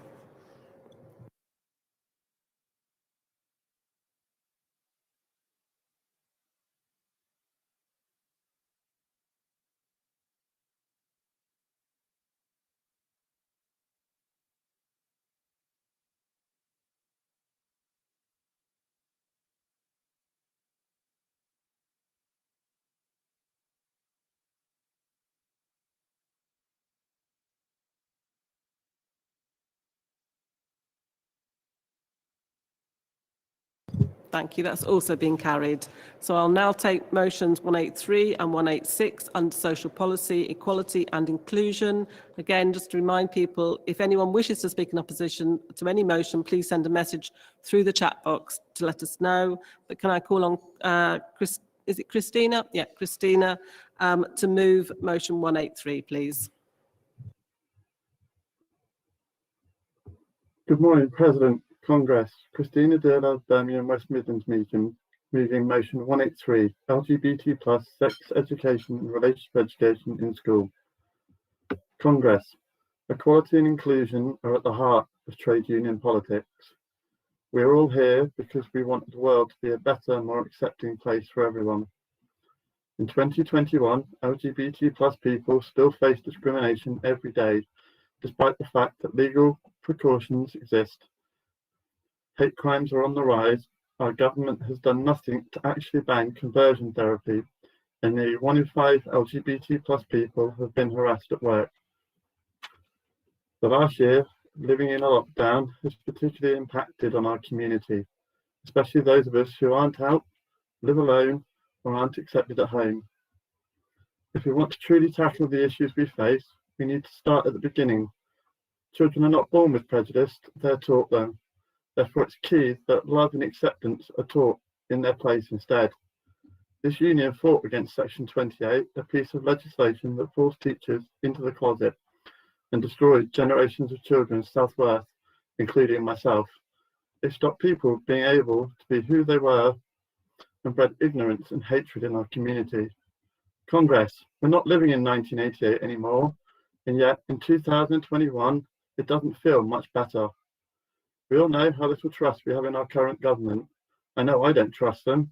In April 2020, Liz Truss, Minister for Women and Equality, announced plans to reform the Gender Recognition Act. This included setting back the age of those who identify as trans starting hormone. In December, that same minister referred to her department's strategy of inequality as led by facts, not fashion.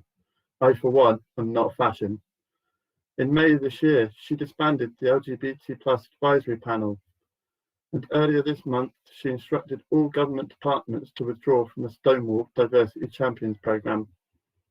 When I was at school in the 80s and 90s, they didn't teach same-sex relationships.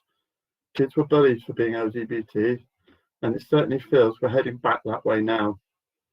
Although there is now guidance to teach LGBT+ relationship education in primary schools and LGBT+ relationship and sex education in secondary schools, the guidance does not go far enough. And although it is now mandatory that this is taught. Congress, I ask you to join me in requesting GMB stand side by side with other education-based unions to campaign and persuade the Department of Education to offer clear, strong, enforceable legislation, policies and guidelines on LGBT+ education and protection for our teachers and school staff. It's time to stand up once again for our rights, to fight and win in the battle against hatred, intolerance. It's time to finally put an end to acceptance of kindness to everyone, regardless of their class, ethnicity, nationality, sexuality, gender, religion, or anything else. Let's get education in place and properly stamp out hatred from the early years. I urge you to support this motion. I move. Thank you, Christina. And can I ask Cassie to second, please? President, Congress, Cassie Perry, Birmingham and West Midlands branch. Hopefully you can hear me better today than yesterday. I'm very proud to move to second motion 183. Every move forward in human rights and equality faces road bumps and challenges along the way. Right now, the hard-won rights of our LGBT+ brothers and sisters are facing a pushback from many directions.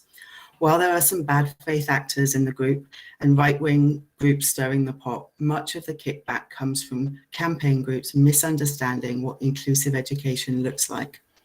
LGBT+ education in schools is age-appropriate, focusing on healthy relationships, keeping yourself safe, body autonomy, and basic sexual health care.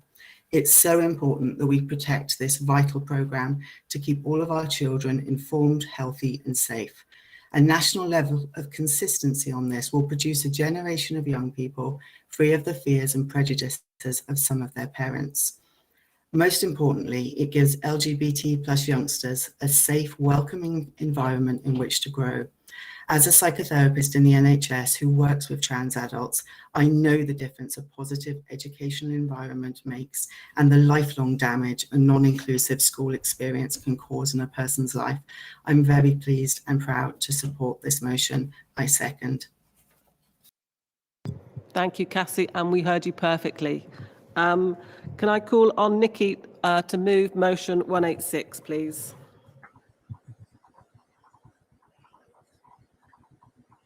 President, Congress, Nicola Waugh, London Region, moving motion 186 on dyslexia diagnosis. Hello. President, Congress, Nicola Waugh, London Region, moving motion 186 on dyslexia diagnosis payment. Congress, we want to draw your attention to the cost of a dyslexia diagnosis assessment. These start at around £500 and are often as much as £700 plus VAT. Whilst dyslexia is considered as a disability under the Equality Act and therefore affords individuals protection from discrimination, unfair treatment, and should provide for equality of opportunity, first you need to be assessed and diagnosed. Many people go undiagnosed, struggling throughout their education, often leaving school before a diagnosis is received. This is exacerbated by the extortionate costs of the assessments and the fact that while schools will screen a child for dyslexia, most do not contribute or pay for the cost of the assessments. Once again, this Tory government favours the rich and penalises the poor. More needs to be done to ensure that children from low-income households get the help they need. Cost-free diagnosis will enable more children to have access to better help and support throughout their schooling and adult life. This will also have an added bonus of improving mental health. It is vital that this matter is raised and investigated because it will give children and young adults an added confidence and open up wider employment opportunities. We need to ensure equality of opportunity for all those in primary schools, secondary schools, and those in higher education. Congress, I move. Thank you, Nicola. And can I ask Sam to second, please?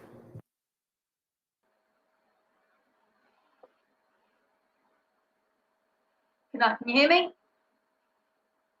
Yep, all good. Can you hear me? Yes, Sam, we can. Yeah, can you hear me? Okay.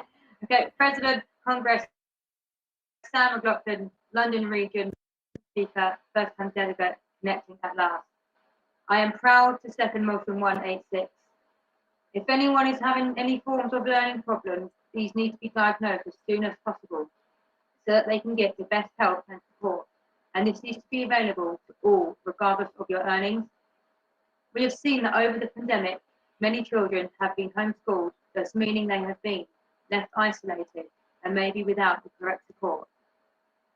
I hope this motion is agreed and we will campaign free assessments to be made available for dyslexia and other conditions.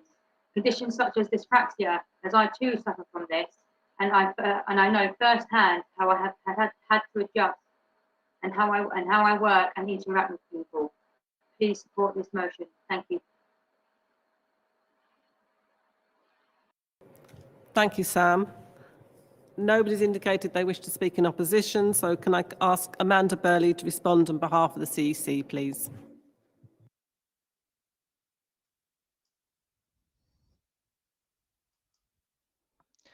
President, Congress, Amanda Burley speaking on behalf of the CEC on motions 183 and 186. The CEC is supporting motion 183 with a statement. The CEC fully supports this motion. It is our union's policy to support a fully inclusive curriculum, and we must stand by that principle when it's under attack. We express our opposition on all attempts to stigmatise sex and relationships education that is inclusive of LGBT+ in schools today. We recognise that homophobic bullying and other forms of intolerance are still all too common in schools, and that these protests by a small number of people outside, excuse me, lost my place. Outside a small number of schools have had much a broader negative impact in education and in wider society too. All children should be taught about different kinds of relationships. LGBT+ children have an inalienable right to see positive role models in the curriculum that are relevant to them, just as other pupils do. LGBT+ staff should have the inalienable right to be outwardly identify if they choose to do so, without fear of harassment, bigotry and prejudice. We condemn the Department of Education's weakness in not taking a strong enough stand on what is a matter of fundamental principle. We recognise that the government is bringing a new statutory guidance that will apply them from the school year 2020 to 2021 onwards, but also that this guidance does not go far enough and should be strengthened. The CEC expresses our solidarity with everyone targeted by these protests and ask Congress to support this motion. On motion 186, the CEC is asking Congress to support this motion with two qualifications. The CEC supports the aims of this motion, which would bring our policy on childhood assessment and diagnosis in line with the position adopted for adult workers by Congress 2019 in the Special Report on Disability and Supported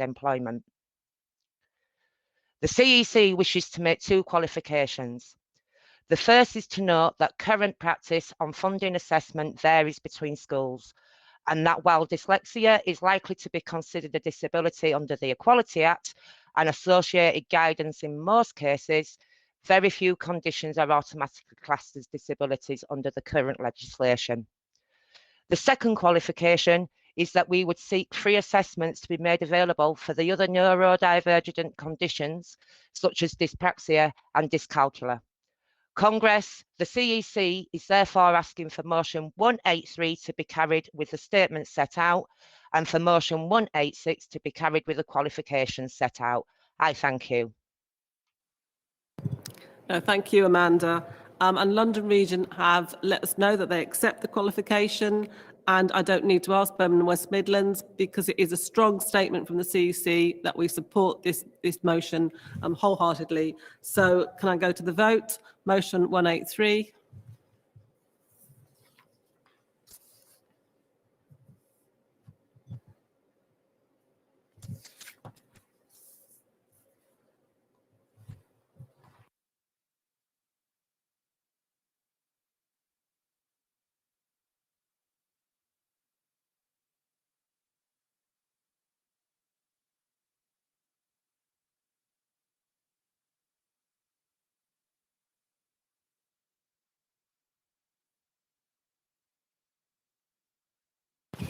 That's carried. And motion 186.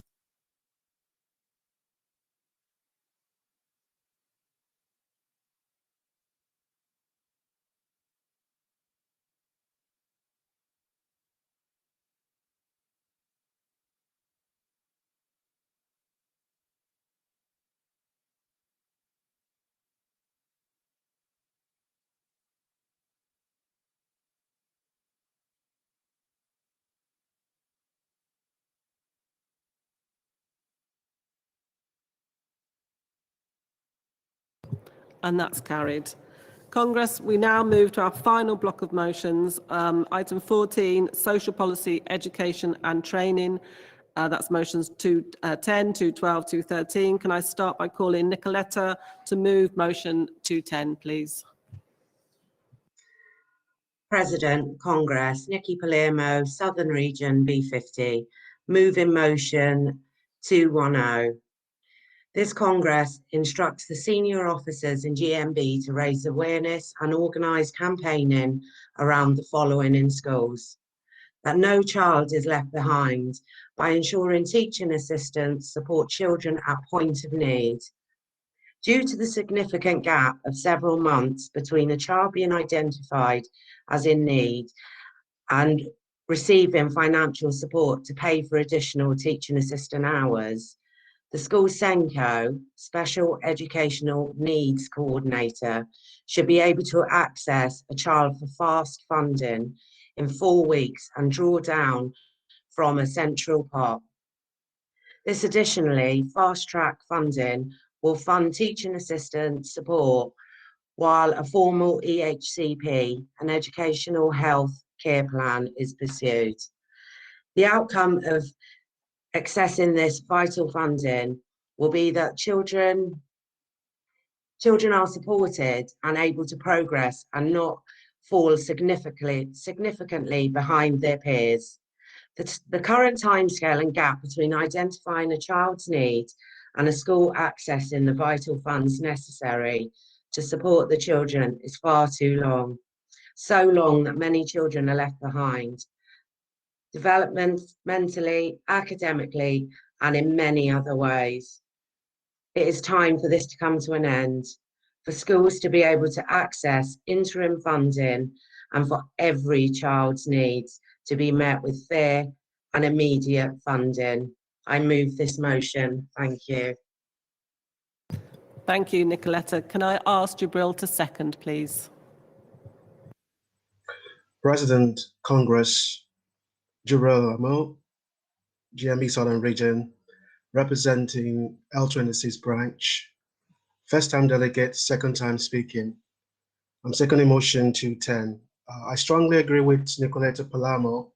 I ask Congress to support motion 210, that GMB raise awareness and organize a campaign around the concerns that some children in schools are not receiving support from teaching assistants at the point of need.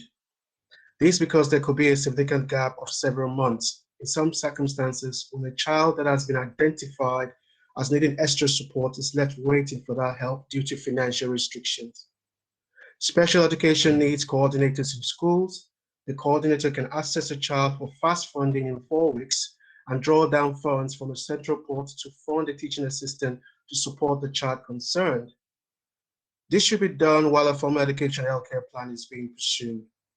Please support. I second. Thank you. Thank you, Jibril. Thank you, Jibril.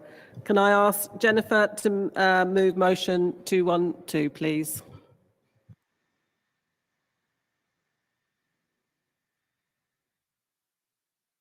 Thank you. Can you hear me? We can, Jennifer, we can. Thank you. Motion 212, pupil behaviour and mental health. President, Congress.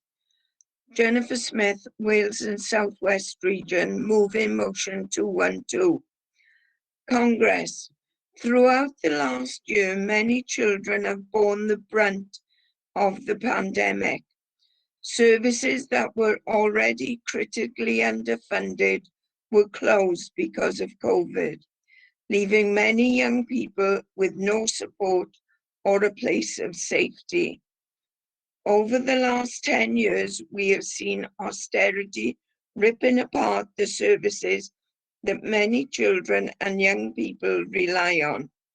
Many of these services are already reliant upon volunteers and donations to keep the services within the streets, towns and cities viable. The UK government must stop making empty promises to the next generation.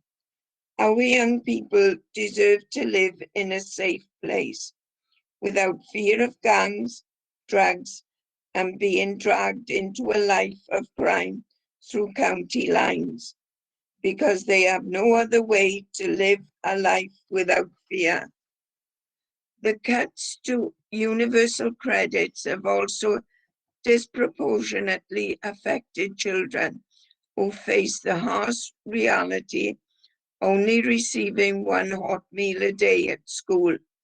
It took a footballer to shame the UK government into providing meals during school holidays for children in need. The UK government should hang its head in shame. They are failing our young people, pushing many into desperate situations with no way out. Our public sector workers and those that volunteer are left to pick up the broken pieces of a failed generation. Without the efforts of people such as teaching staff, youth workers, and foster carers, these young people would be left with no hope for the future. These workers should not have to face the risk of being injured due to violence, and this government must do more to protect these frontline workers. Please support this motion. I move. Thank you, Jennifer. And ask Yasmin to second, please.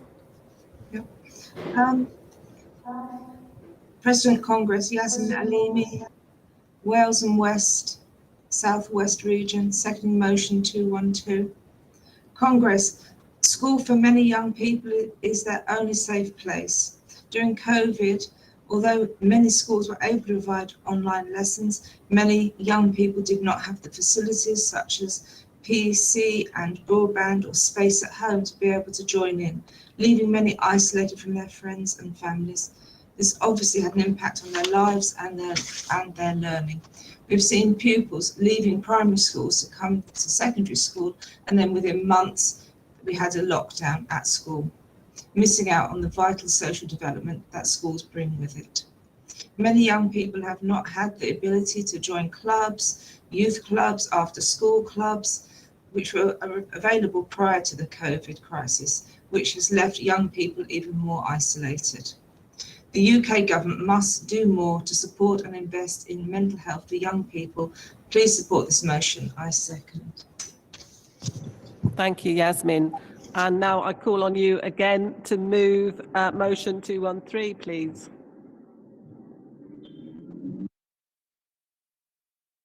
Yeah, it might take a little while just to recall her back in.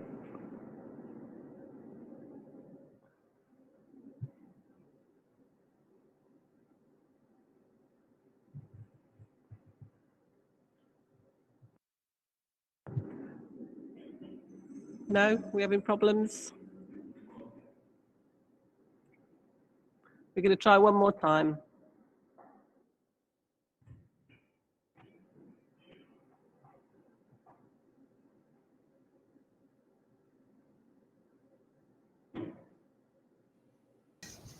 Okay. President, Congress, Yasmin Alimi, Wales and South West Region, moving motion 213. Congress, the prospect of placing British Sign Language on the national curriculum has repeatedly been raised in Parliament.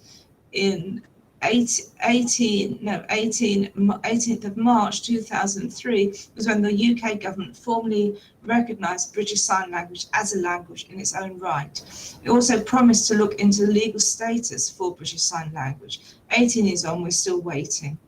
Choosing the right primary school or secondary school for your child is very important, as it will influence their educational, social and emotional development. However, with 1 in 4 children born with a hearing impairment, the lack of support in inclusion of British Sign Language on the curriculum is clearly putting these children at a disadvantage. According to the National Deaf Children's Society, at present, 78% of deaf children are attending mainstream school with little or no special support in place. A debate was held in Parliament for British Sign Language to be on the national curriculum. Prior to this, a survey was commissioned, and out of 2,000 young people, both hearing and deaf, who took part in the survey, 91% thought they wanted to learn sign language, 92% thought schools should offer a British Sign Language GCSE, and 97% thought British Sign Language should be taught in schools. During the debate, MPs acknowledged there is a definite shortage of British Sign Language interpreters, and this was leading to a higher cost for government programmes like Access to Work, and therefore making it harder for deaf people to enter the workplace and feel supported. However, if schools were encouraged to teach basic British Sign Language in primary settings and also at GCSE level, it would lead to more people considering being an interpreter, thus bringing government costs down in the long run and supporting deaf and hard of hearing individuals in the world of work. Even though the UK government has recognised British Sign Language as a language, the absence of GCSE in discourages schools and academies from teaching sign language. We would like the UK government to explain how other languages such as French, German and Spanish are recognised, but the first language of 87,000 deaf people in the UK is not. Conference. This motion calls for the CEC and the GMB to lobby government to include British Sign Language on the national curriculum throughout the UK to make available support and training for these individuals already in mainstream schools and break the barriers that children and adults who are deaf or hard of hearing face not only in school but in the wider world. Conference, please support this motion. I move. Well done, Yasmin. That was good going, doing 2 speeches, one after the other. You can relax now. And can I call Gavin to second, please? Yeah, can you hear me, guys? All good, Gavin. Yep. Hallelujah. I'll pop the champagne cork shortly. Gav Galliotti, Wales and South West Region, second in motion 213, first time delegate. Congress, British Sign Language is a recognised language and is used in preference by over 70,000 deaf and hard of hearing people in the UK.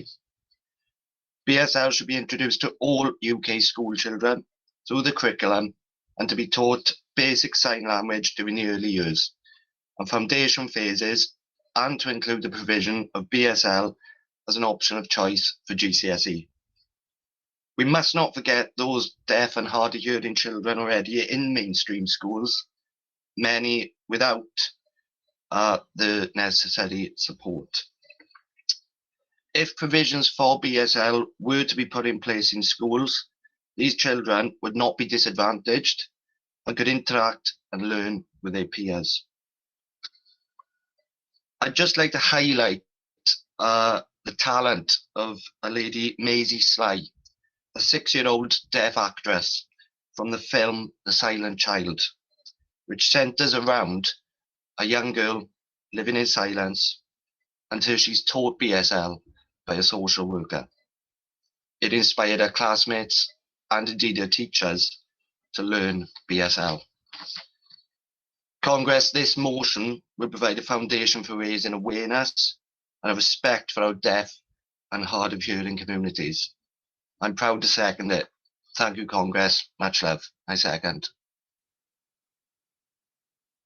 Thank you, Gavin.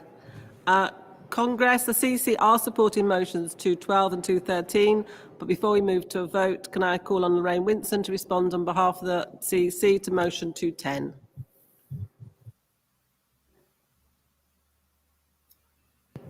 All good, Lorraine. All good. Okay, thanks, Barbara.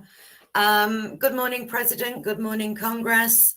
Lorraine Winson speaking on behalf of the CEC on motion 210.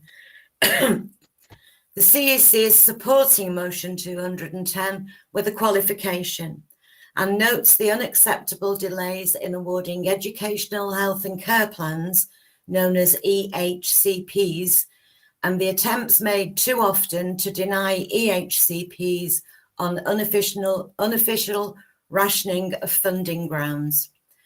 The CEC's qualification is to note that EHCPs are not the only designation of special educational needs and disabilities, and that this policy should also apply to children assessed to be in the SEN support category. Therefore, the CEC is asking for motion 210 to be carried with the qualification as set out. Thank you.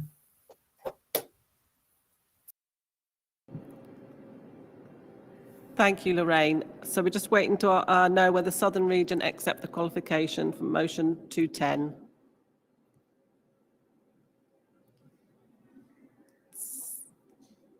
Southern?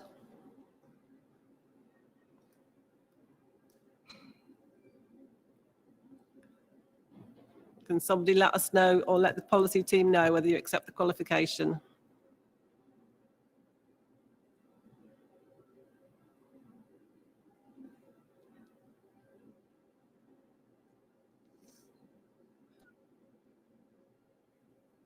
Yes, got the thumbs up. Brilliant. Thank you. So I can go to the vote. So motion 210.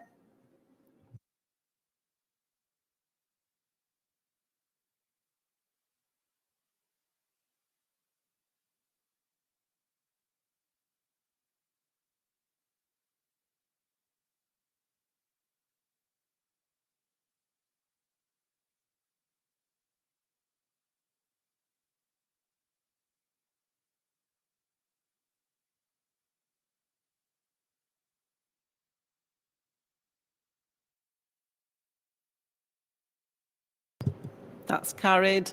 Motion 212.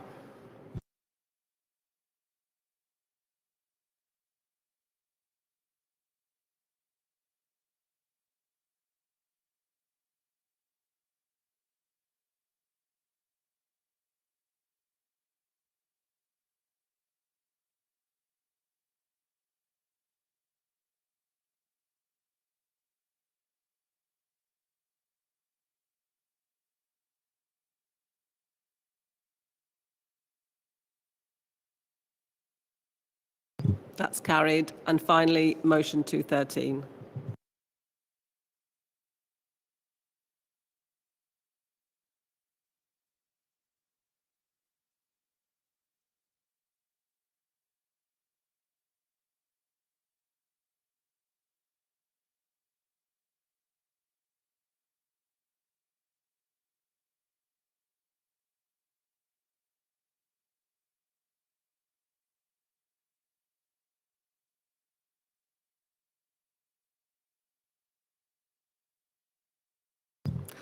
And that's carried.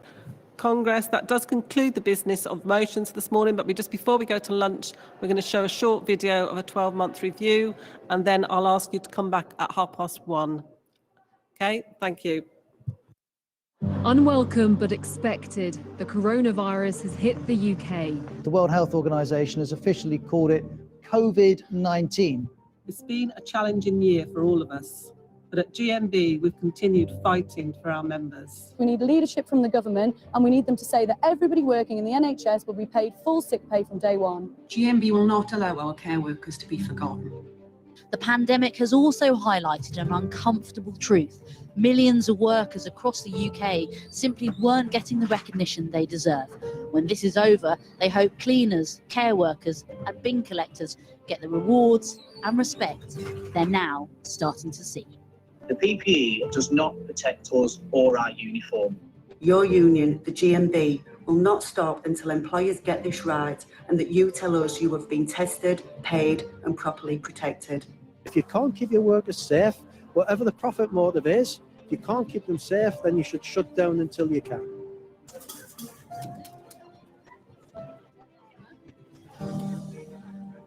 Happy birthday! Happy birthday! Woo! Happy birthday! Get something sorted out and let's get this in. Let's protect this industry, protect the jobs of the vital jobs of thousands of people across the British economy. The carers, cleaners and bin collectors are campaigning for an extra £2 for every hour they worked during lockdown. So many of the nurses and doctors and consultants, as well as cleaners, the helping hands guiding us through the storm, are Black, Asian, and minority ethnic. The government must act now to protect our black workers. Change cannot be slow. Just want to bring you some breaking news now that's coming into us on British Gas, because engineers are due to be staging a series of fresh strikes in a dispute over pay and conditions. British Gas are letting down not just the workers in the way that they're treating them, but they're letting down their customers too. It's going to affect my family no end. It's going to take away precious family time. The UK Supreme Court has ruled against the technology company Uber. It means that drivers should be classed as workers. The GMB union described it as an historic win. Nurses' unions have tonight described the government's offer of a 1% pay rise for NHS staff in England as pitiful and bitterly disappointing. It's not good enough. We won't be fooled. We know 1% is no pay rise at all. GMB is demanding pay justice for every worker in the NHS. Asda workers have won a big victory for equal pay at the Supreme Court. It's obviously a massive victory for our members today. GMB union are now calling on Asda bosses to meet with them to discuss the next stages of their compensation claim. GMB has fought every day for our members. Thousands of members trained on health and safety, a collective effort to support every member at risk. Hundreds of workplaces made safe by our reps. Your work, the work of dedicated GMB members, the length and breadth of the United Kingdom has saved lives. GMB has been winning for members for more than 130 years, and the last year has been no different. Despite the challenges brought to us by the pandemic, our reps have gone above and beyond for our members. Thank you all for your devotion and dedication.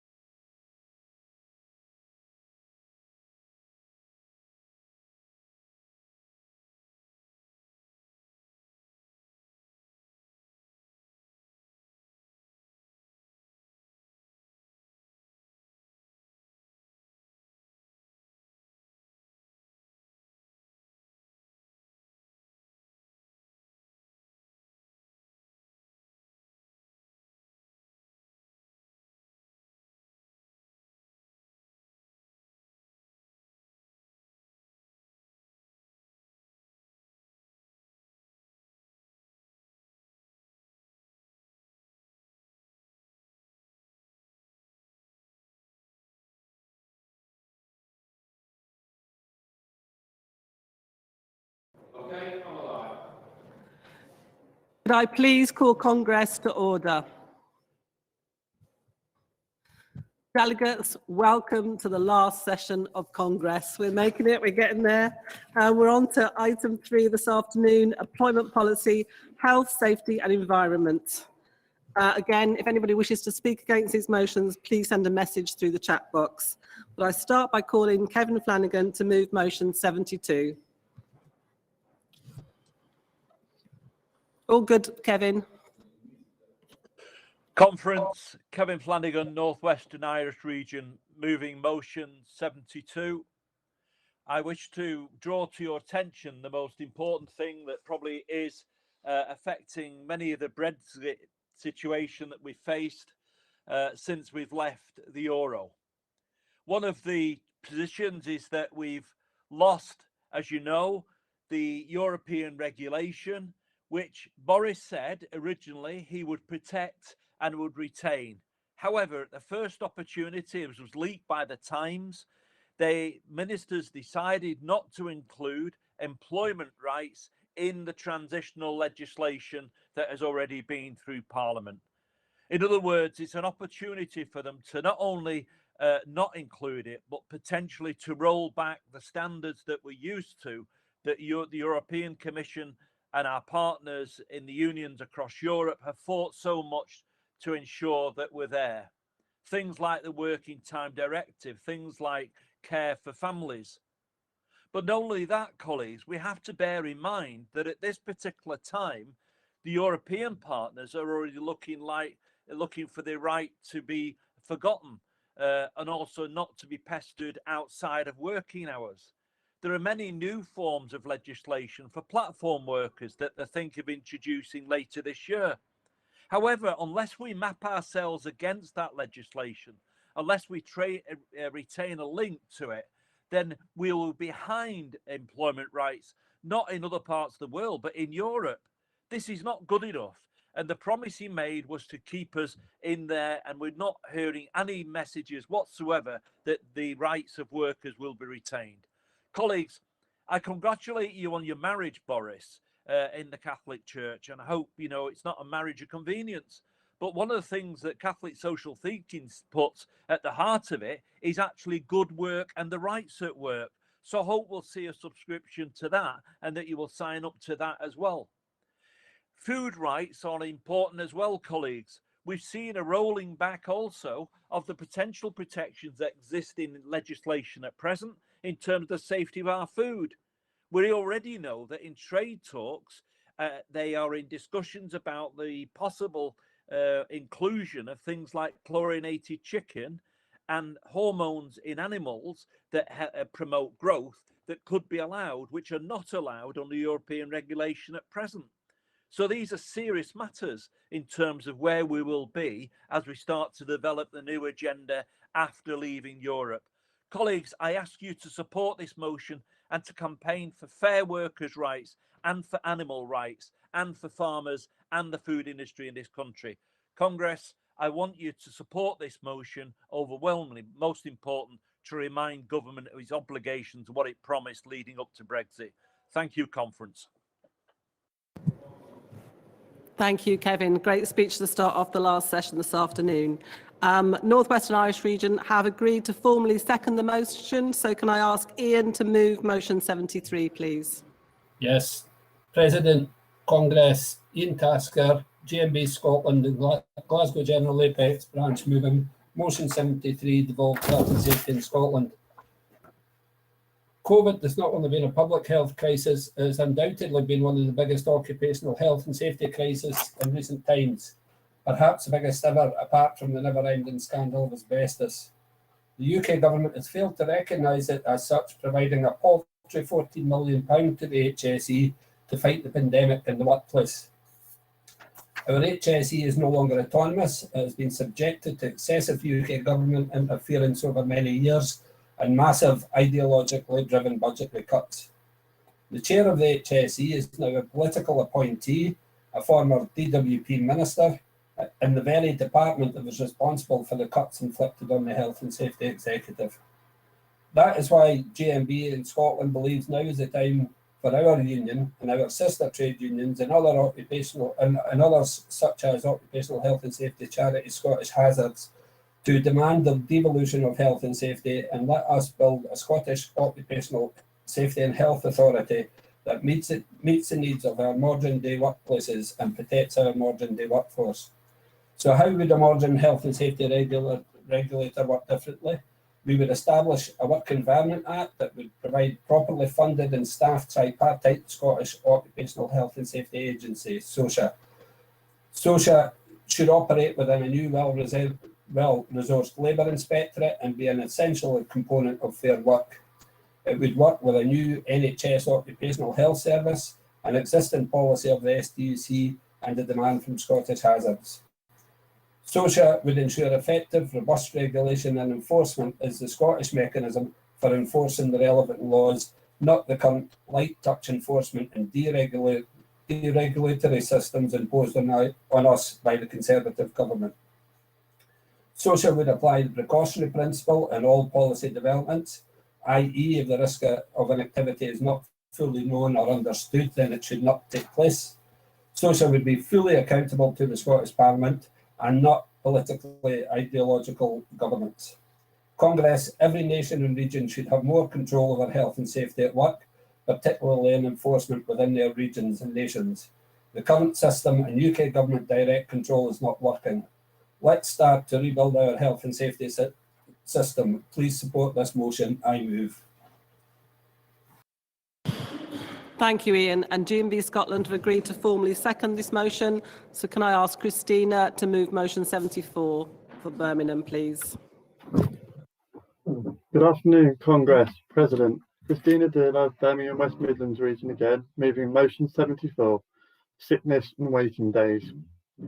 I, for one, must have a life-saving and changing operation, which will require me to have a minimum of 8 weeks off work to recover in the future. And right now, my workplace sick policy wouldn't cover me for any wages payment for the first 3 days. And then when I would, I'd only get statutory sick pay, a measly £96.35 a week from there. I cannot afford to live on this. And I'm sure everyone here at Congress wouldn't be able to either. Often employers also put pressure on people to come back before they're ready. And the lack of company sick pay for me will lead me wanting to go back and needing to too, before I'm ready health-wise. And I know I'm not the only one in this case that this has happened and would happen to. We don't have a choice to have an operation. We need the operations to make us better. And sometimes operations are needed to save our lives. So why should we lose money? And why should we be made to feel like we have to go back before we're ready? We shouldn't.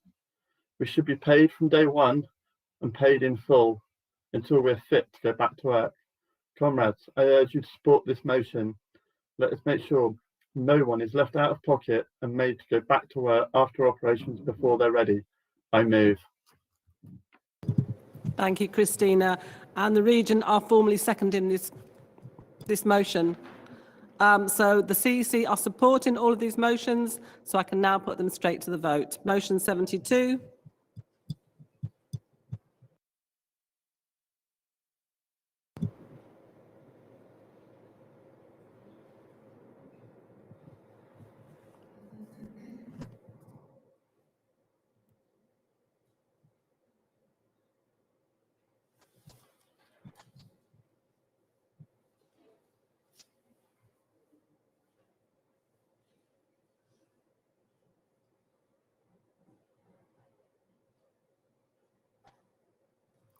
That's carried. Motion 73.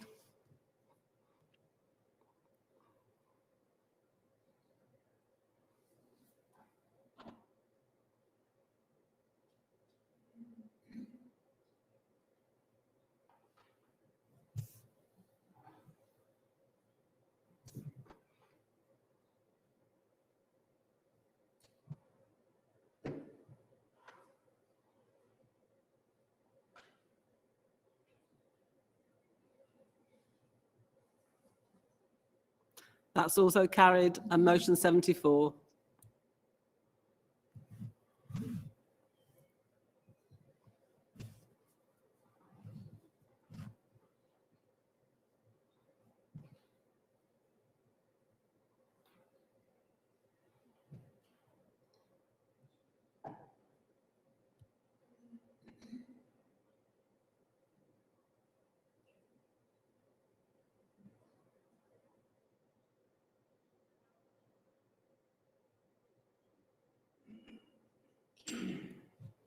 And that's also carried. That takes us to item 4, social policy transport, composite 10 and composite 11. Again, if anyone wishes to speak against these, can they please send a message through the chat box? But can I call on Joe to move composite 10 and then Kevin to second? President, Congress, good afternoon. Joe Smith, Northwestern Irish Region, moving composite 10, available access for disabled people when travelling on public transport. Congress, the latest government spending review, it was announced that £2 billion subsidy was available for rail network. On top of this announcement, every year it shows rail companies increasing rail tickets, well above inflation, and no improvements whatsoever for free movement when disabled people want to use our rail network. In a modern society, disabled people should have every right for free movement when needed to use our trains, not needing to book well in advance and having to plan in advance for the safest and most convenient route to gain access to travel. More than 40% of our UK stations do not have step-free access to physically disabled people. The facts show 50% in Scotland, 40% in England, and 32% in Wales do not have step-free access. I witnessed this firsthand when travelling with a wheelchair user, having to travel 20 miles north just to return on the southbound platform to gain access to a lift. Congress, I travel to York on a regular basis. I walk with an aide, one of the largest stations in the country where trains pass through. And on more than one occasion, all lifts could be out of action. Congress, disabled people should have the right to travel when they need to and not be treated like second-class citizens. Brothers and sisters, we all know this government stopped the support for employment for disabled people. It is obvious there must be more independent, most disabled people, and this is what disabled people want. They want to go about their daily business just like able-bodied people, but not at an inconvenience and time-consuming. Poor public transport and limited access at over 40% of our nationwide rail stations is forcing disabled people to miss out on social events and in employment opportunities where able-bodied people can take it for granted. Disabled people cannot continue to put their lives on hold. Rail operators must take responsibility so disabled people have a free movement to travel anywhere on the rail network. Congress, I call on the CNC to take this motion to the Tory government, address these issues to the Transport Minister and the Shadow Minister for Transport, send the message out to your local MPs and all the relevant rail regulators. Congress, I move. Thank you very much. Thank you, Joe. And Kevin to second. Kevin Baker, Birmingham and West Midlands Region, seconding composite 10. President, Congress. This Congress notes that more than 1,000 railway stations in Britain lack disabled access, according to the analysis of the Office of Rail and Road Data by the disabled charity Leonard Cheshire. The RMT Rail Union says that the charity's findings reinforce the information given by the rail staff in the stations. RMT General Secretary Mick Cash described the figures as shameful. Congress, we need the government to this issue. We need the government to this issue, the rail industry, with a wake-up call and compel them to address this issue and get their house in order, starting with the reversal of plans to remove guards from trains and to de-staff stations in the quest for profit. Leonard Cheshire found that over 40% of the country's stations do not have full step-free access and says this is barring disabled people from travelling independently. The Equality Act 2010 requires all station operators to take reasonable steps to ensure that they do not discriminate against disabled people. Our code of practice provides guidance to all station operators on the standards required so they can continue to improve access to their services. As part of a train operating company's licence, they must adhere to these standards set out in this code. Congress, your stations need to act now. Any further delay will simply cause more suffering for disabled people. Congress, the people paying the price for these cut-led decisions are the most vulnerable in society, disabled people. Congress, disabled people do have the same rights to have access and egress at all UK stations and should not be ignored. Please support this composite. Kevin, can I now call Dave to move composite 11 and then Brendan to second? President Congress, Deerville Northern Region, moving composite 11 CFO buses and bus routes. Congress, bus services are an essential part of the public transport network across the country. In our region, we have had good networks in urban areas, but in semi-urban areas and rural areas, the bus networks are patchy to say the least. In some areas, the bus networks are a disgrace. In the northern region, we have some councils involved in more than commissioning of services. Together, some of the councils in region extract guarantees on service delivery before public funds are handed over. Congress, we are all well aware of what our members tell us about working in some of the bus companies. We know that they are involved in fire and rehire practices. What we are looking for is a fully funded bus network, a network that works in urban, semi-urban and rural areas, where there is integration within train networks, where there is a public transport that put people and communities before pure profit, where public investment provides a fabric to enable local bus routes to be preserved and indeed to thrive. Congress, we want both government and the Labour Party to commit to a much better funded and integrated bus network so that it is seen as it should be as an essential public priority. Please support I Move. Thank you, David. And Brendan to second. President Congress,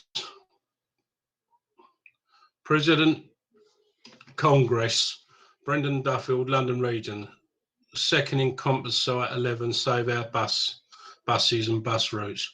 I grew up in London and took for granted the public transport. Then several years ago, I took early retirement and moved to an house in a rural area. I discovered that I needed my car. There are bus services and train stations in the country where I live, but they do not often go where I want or need to go at the time I want to go there. In recent years, the bus service to rural communities like mine have fallen significantly. The total rural mileage across the UK has dropped 6%. A good bus service provides a multitude of benefits. It provides access to education and health care and takes us to our work and our play. A good bus service moves people and their money around, and where we end up. We spend in shops, cafes, pubs, and it knits together local society, providing essential social connections with friends and family. On top of that, a good bus system helps the environment, make it far less essential to use cars, and thus cuts down harmful emissions and fumes. In rural areas, we often do not have an adequate funding bus service for various reasons. For example, local authorities' buses tend to favour transport to shopping and health services rather than work. In addition, they favour daytime over night time, and as a result miss out shift workers travelling at unusual hours. The result of the failure of the travel system are devastating. Businesses and society are damaged and growth is slowed. Unfortunately, the control is in too many hands with too many vested interests. We need the government to commit to a much better funded and integrated bus network, one that takes into account the needs of persons of all ages. Congress, I move. The CC are supporting both these composites, so I can put them straight to the vote. Composite 10.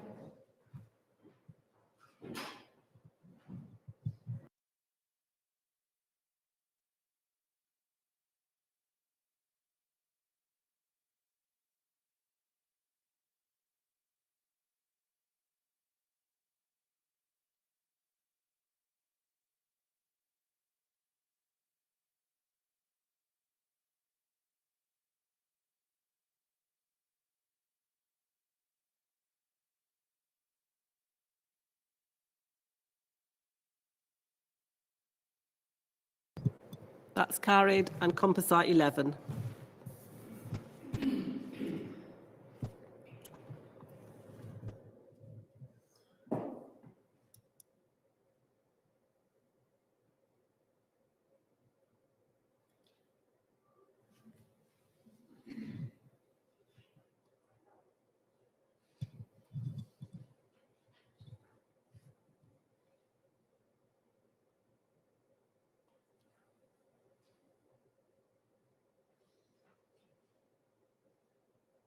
That's also carried.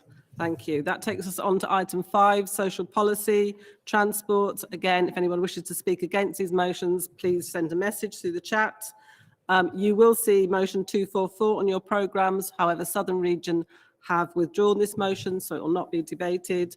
And Northern Region have informed us that they wish to formally move and second motion 245. So I'll go to Tony to move motion 246, please. Tony, we're ready for you. We can hear you. We can't hear you yet, but we can see you.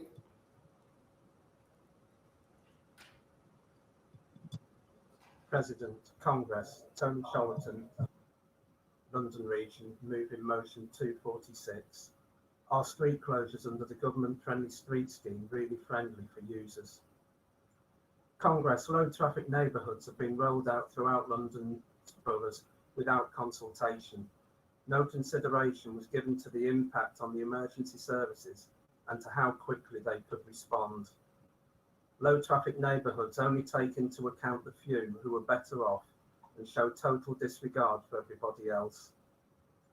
I saw the direct result of this poorly thought out policy last September when I attempted to visit my sister for her birthday.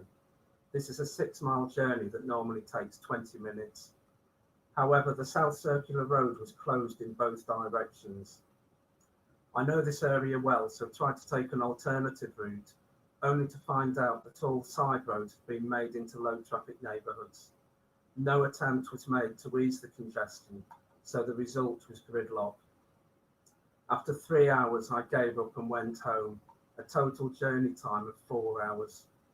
The gridlock caused pollution to rise to dangerous levels. My journey alone produced 6 times the pollution it would normally produce.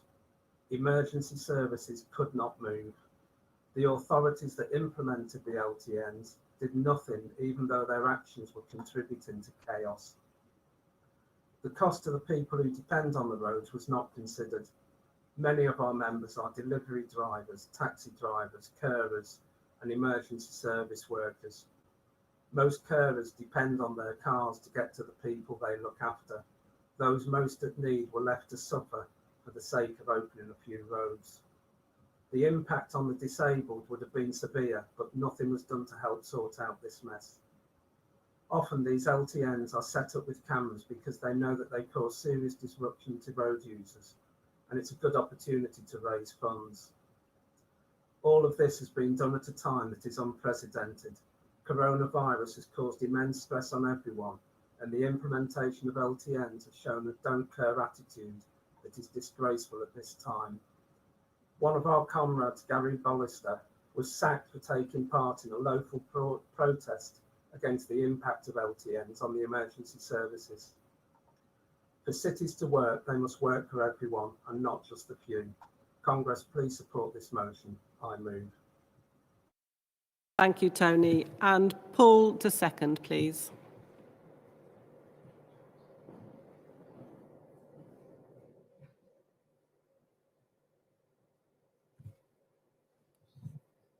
No, have we lost Paul? Okay, we're just trying to get Paul back in again.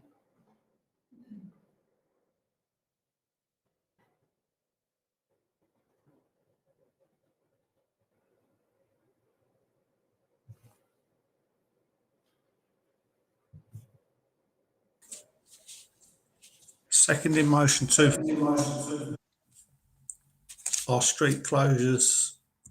Sorry, seconding motion 246. Are street closures under the government-friendly street scheme really friendly for users?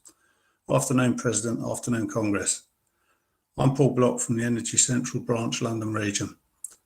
The pandemic seems to have been used as an excuse to change many things, very often with just or understandable cause. The introduction of low traffic neighbourhoods, however, does not seem to have been implemented well or indeed in an appropriate manner. The reason I say this is due to the lack of consultation. Emergency services were not consulted, and this to me seems negligent. I do obviously not need to explain how delaying an emergency response vehicle could be disastrous. Residents in roads where these schemes have been implemented may have been put at risk by having emergency response times increased.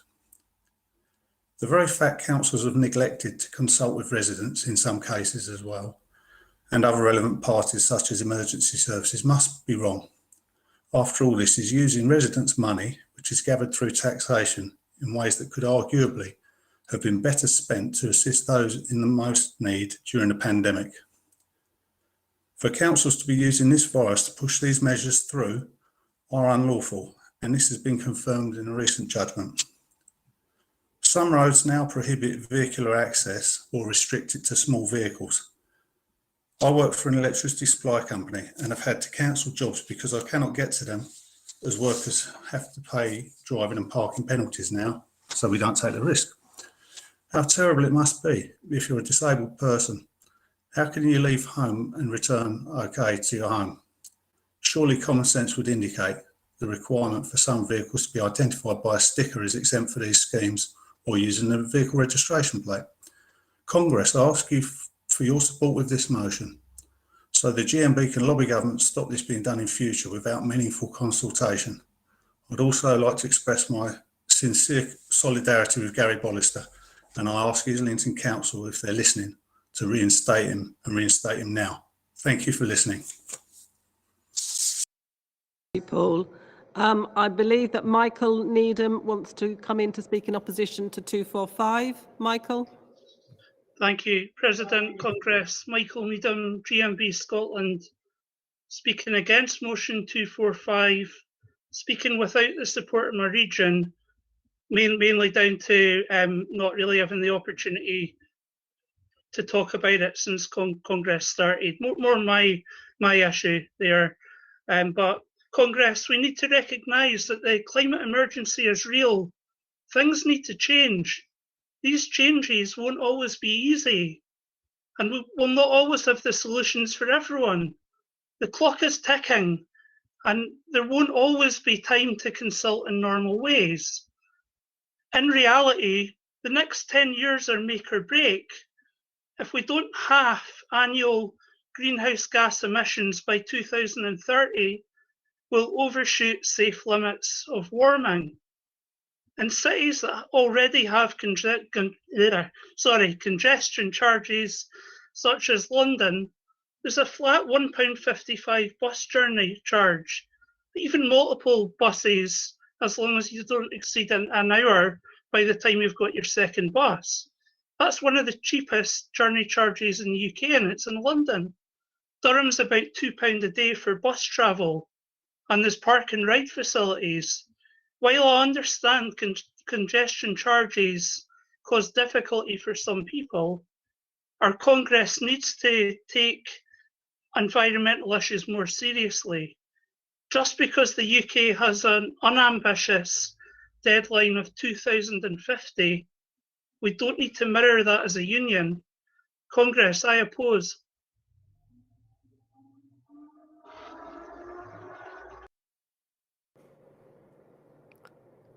Thank you, Michael. Northern Region, you do have the right of reply. Do you want to exercise that right of reply to Michael's opposition?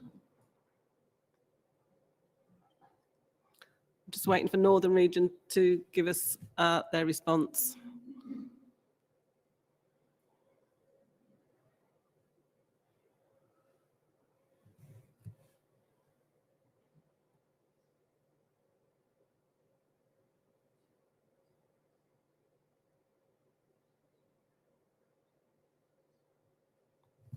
They formally moved it and seconded it, so it may be a problem of the speaker.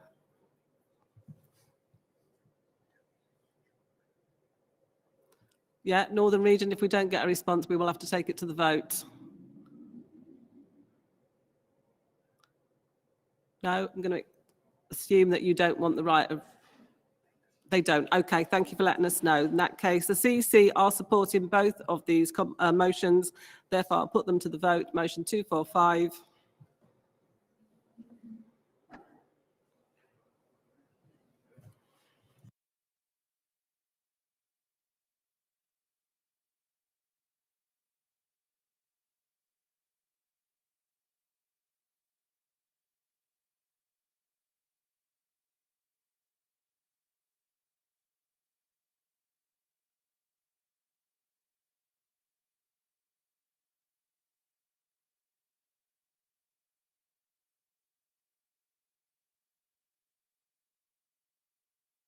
That's carried. And motion 246.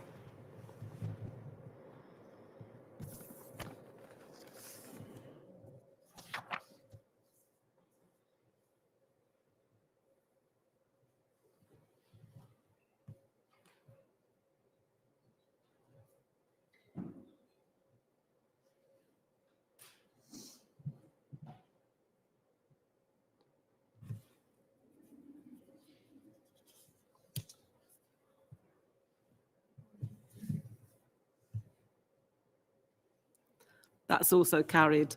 Congress, we now move to item 6, which is the first of our international motions. Again, if anyone wishes to speak against these motions, please let us know through the chat box. But can I call on Taranjeet to move motion 255, please?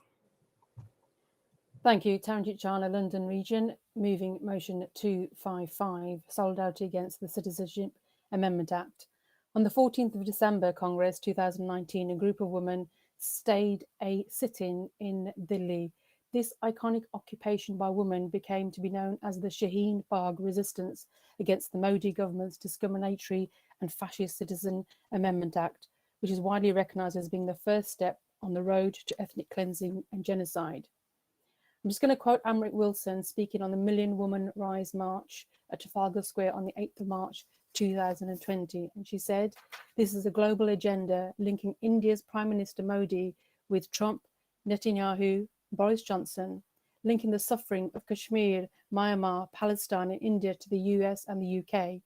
In India, this fascism takes the form of upper caste Hindu supremacy. The Indian government is demanding that people prove their citizenship with documents going back generations. If you're a Muslim and have no papers of this sort, you'll be locked up in a detention centre, even if your family has always lived in the country. Massive detention centres have already been set up, and many who have been detained have died there. The citizenship laws make religion central for the first time. In this country, we know about the horrific injustice of Windrush. We know about Yarswood. These are symptoms of fascism. In India, we can see the next terrifying stage.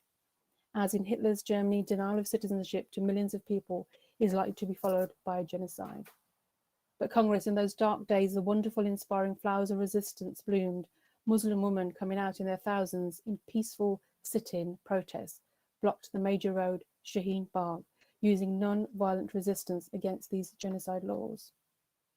Congress, as trade unionists, let's stand in international solidarity against Islamophobia and fascism in whatever guise it comes in and wherever it is. Please support this motion. I move.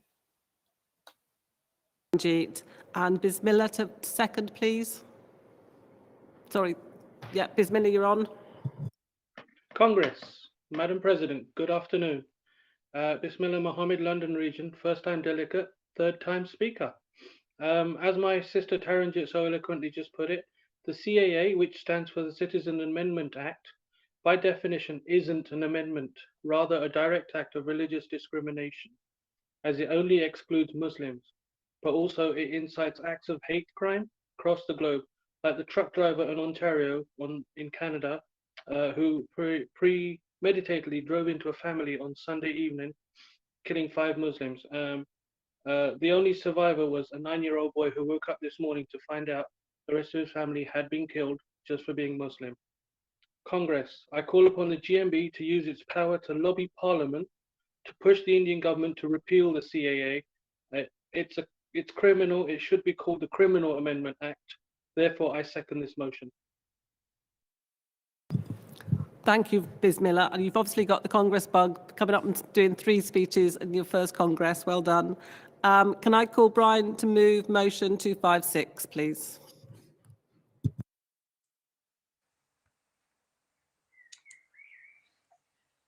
President, Congress, Brian Shaw, London Region, moving motion 256.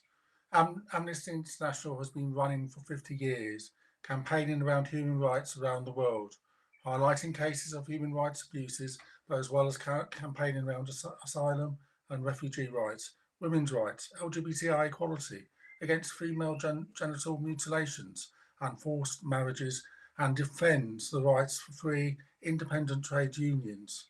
All things this union campaigns over and supports. For 40 years, there has been a trade union section of part of Amnesty International UK. We are the 3rd largest union in this country, and so we need to be involved in shaping that organisation.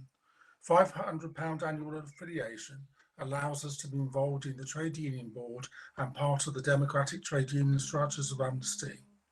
I never understood why we don't vote in support of opposition or affiliations on the provisos the Finance and General Purpose Committee will look at, or indeed for that committee to review prior to Congress and make recommendations. But that's for another year. But for these, the region is accepting the reference back. As this is the last opportunity to have to speak at Congress 21, thanks for all who have worked hard to make this happen. I'd also like to pay tribute on behalf of all those that have been involved in equality in London for over 10 years to Sue Hackett, who was retiring at the end of June as our Regional Equality Officer.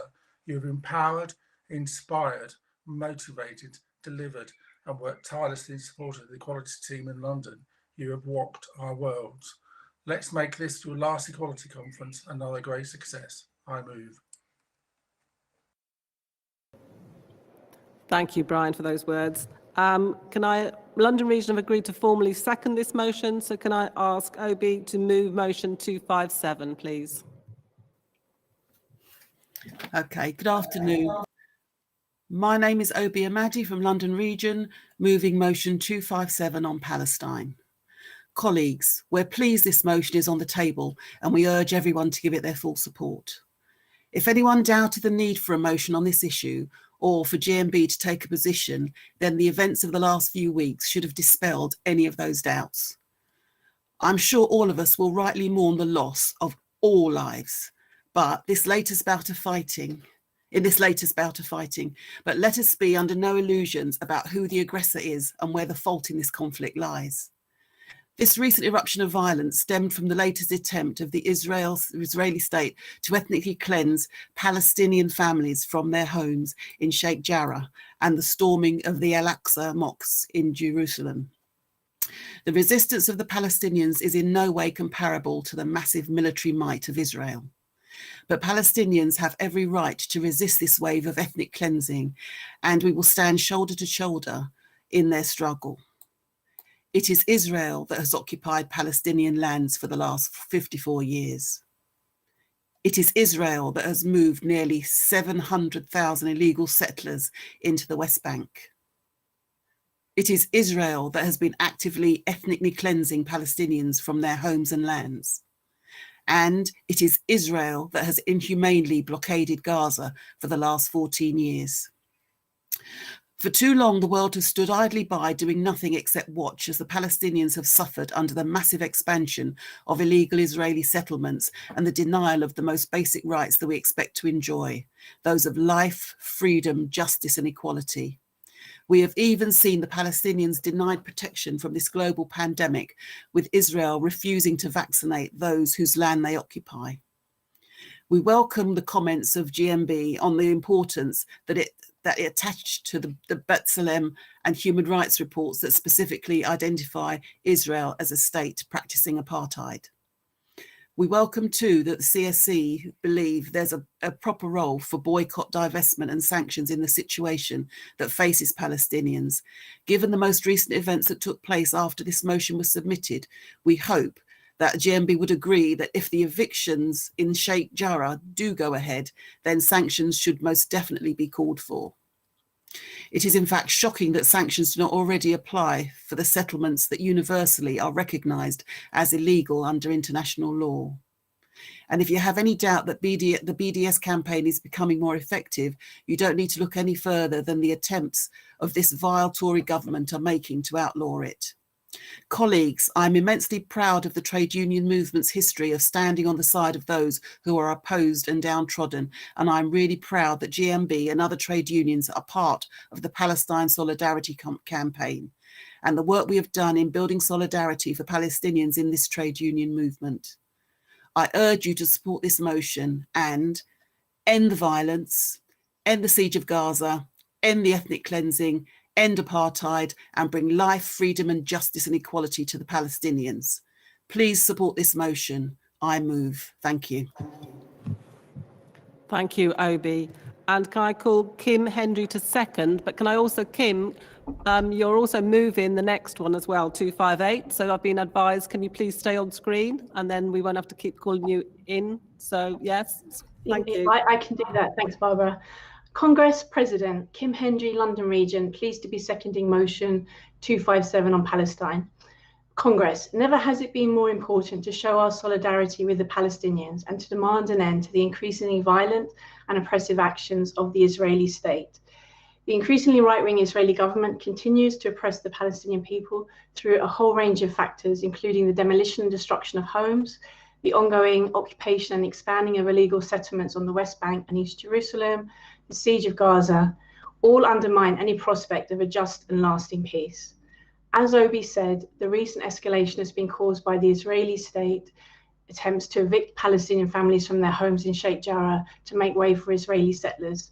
The media and politicians portray this conflict as a war between two equal parties, but as Obi said, this is a false equivalence.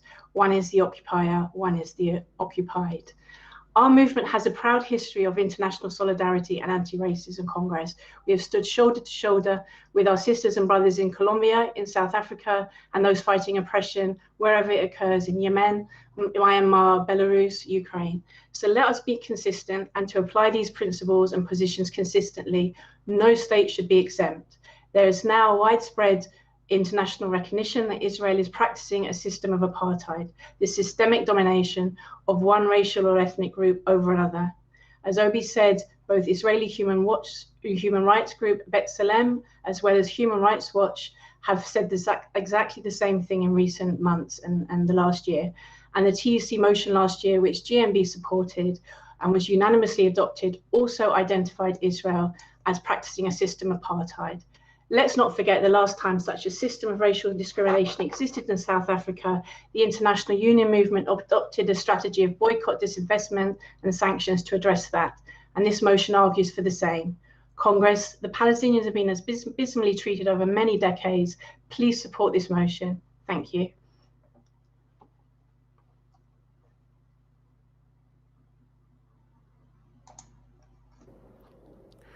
Thank you, Kim. You need to take a deep breath. And now can you move motion 258, please? And a glass of water. Thanks, Barbara. Congress, President, Kim Hendry, London Region, moving motion 258 on affiliation to the Palestine Solidarity Campaign, or the PSC. Congress, the previous motion 257 set out why solidarity with the Palestinians is essential for all trade unionists, particularly right now. This motion, 258, gives concrete form to how we can pursue that solidarity by affiliating to the Palestine Solidarity Campaign. Affiliating to the PSC is one of the best ways that GMB activists and members can support Palestinians, and it is long-standing GMB policy to encourage GMB branches to affiliate. However, despite this being official GMB policy, currently only 4 branches have affiliated. Congress, this is really regrettable, hence why this motion has been submitted. This motion instructs the CEC and regions to take the necessary steps to fully implement existing GMB policy by actively and successfully encouraging GMB branches to affiliate to the PSC. Congress, as I said, the Palestinians need our solidarity more than ever, and one of the best ways to deliver that is through affiliation and active participation in the PSC and its campaigns. For those of you not familiar with its work, the PSC is the biggest organisation in the UK dedicated to securing Palestinian human rights. It's a grassroots campaign which campaigns for an end to the Israeli occupation of Palestine, for the right to self-determination of the Palestinian people, including the right of return, and for peace and justice for everyone living in the region. GMB is affiliated to the PSC and has been for some time, as are most of the major TUC-affiliated unions. GMB representatives have long been active in the PSC Trade Union Liaison Group, and this motion was written by the previous holder of that role, a lay delegate, Dick Pole. That role has now been taken on by a CEC member, showing the importance the CEC attaches to this solidarity. The PSC's Trade Union Liaison Group has helped coordinate many PSC initiatives which GMB have participated in supporting: the Delegation to Palestine, Trade Union Conference on Palestine, support for demonstrations, participation at AGM where policy is decided. The fee is just £25 per year and is a major source of desperately needed income for the PSC. So, a very simple demand and an easily achievable one. Congress, I ask you to vote for this motion, and I also ask you to go back to your branches and get them to affiliate to the PSC. During this current period, the PSC needs this income to fund their essential campaigning for the rights of Palestinian people at this crucial juncture in the Palestinian people's history. Congress, I move. Well done, Kim. Two speeches, one after the other. Can I ask Fevzi to second the motion, please? Thank you, President. Congress, fantastic contributions by Opie and Kim there. Very proud to second motion 258. I make no apology for some of the repetition that is going to be made here. Congress, the trade union movement has a proud record of providing international solidarity over many decades, whether we are supporting the injustices faced by Cuba, Venezuela, our trade union brothers and sisters in Colombia and the Philippines. We have never been scared as a movement to take the right position and to fight oppression. This was never more greatly underlined than when this movement led the way in pushing a boycott of South Africa and supporting our brothers and sisters in the African National Congress to end apartheid, as both Obi and Kim have touched on. Congress, the CEC are supporting this motion, but with a qualification. Until such time as that apartheid in Palestine has been smashed, this has to be the last year that we have any qualification or strings on supporting the Palestinian people. PSC have a brilliant and comprehensive strategy of support for Palestine, and this involves boycott, divestment, and sanctions. Congress, how do you think we managed to win the apartheid battle in South Africa? I'm not going to go over the old ground, but anyone who follows that will know exactly how it was done. Everyone in the GMB, and I mean everyone, must understand that apartheid is alive and kicking in the state of Israel. Gaza is the biggest open-air prison in the world. Children are routinely detained. The IDF, the Israeli Defense Force, routinely use skunk water. There are routine human rights abuses by Israeli settlers, and quite frankly, I could go on and on. Fishermen and women of Palestine can't even fish their own waters without being shot at. The Sheikh Jarrah neighborhood illegal land and property grab and the attack on worshippers at the Al-Aqsa Mosque are the latest episodes of brutal occupation and oppression. I don't want to hear about us supporting the two-state solution anymore as some kind of solitary, justified position on Palestine. Congress, this is not enough. Supporting a boycott, divestment, and sanction strategy has to be the way forward. This is how we ended apartheid in South Africa, and this is how freedom will come to the people of Palestine. Don't just support this motion, go back to your branches and please affiliate to the Palestine Solidarity Campaign. Solidarity, peace and love to us all. Free Palestine. I second. Thank you, Fevzi. There are no speakers in opposition, so I will ask Robbie Scott from the CEC to respond on behalf of the CEC to 255, 256 and 257. President, Congress, Robbie Scott speaking on behalf of the CEC on motions 255, 256 and 257. The CEC is supporting motion 255 with a qualification. We stand in solidarity with workers and students who are speaking out against the Citizenship Amendment Act in India. The CEC's qualification is firstly that the motion asks for the Union to provide support for those affected by this legislation. This may prove impossible on a practical level, as what influence GMB could have on legislation of another sovereign nation is unclear. Secondly, any request for support which is of a financial nature would need to be subject to consideration by the CEC Finance and General Purposes Committee in line with all requests for financial assistance. On motion 256, the CEC is asking for this motion to be referred so that the requests for affiliation to Amnesty International can be further considered by the Finance and General Purposes Committee, as is long-standing practice.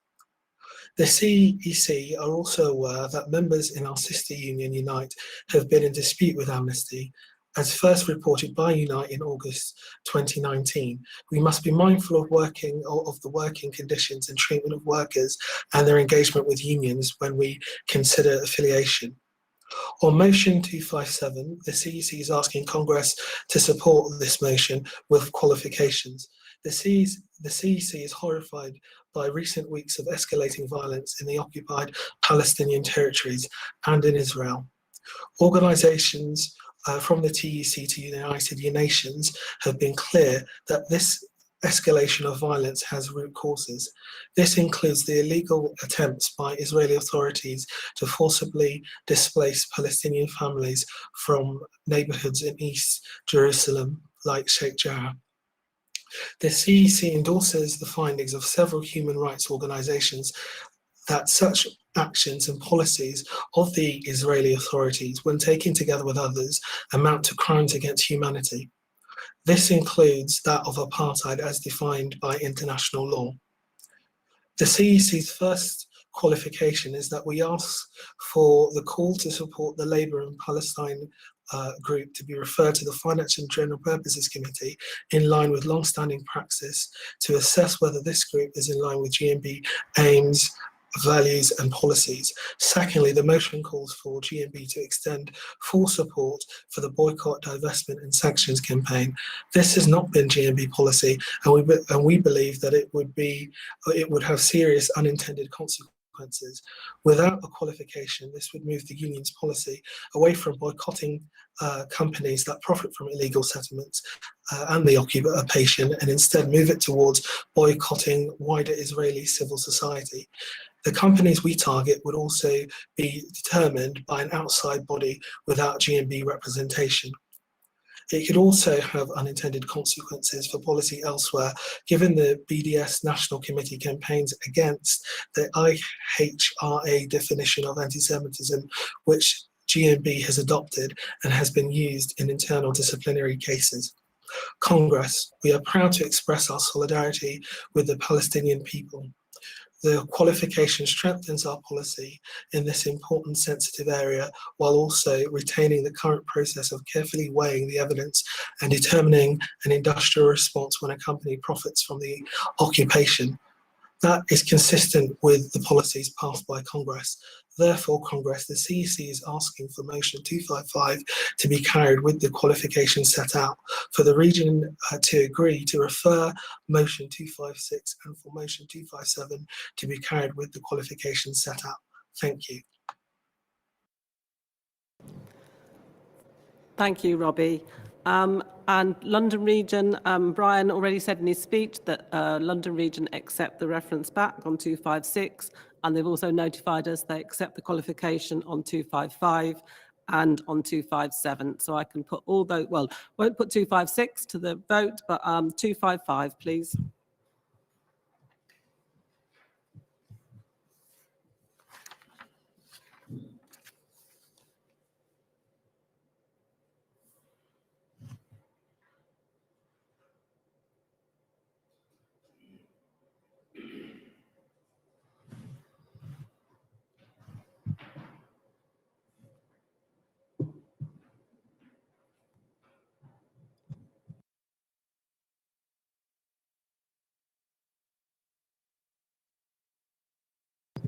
That's carried.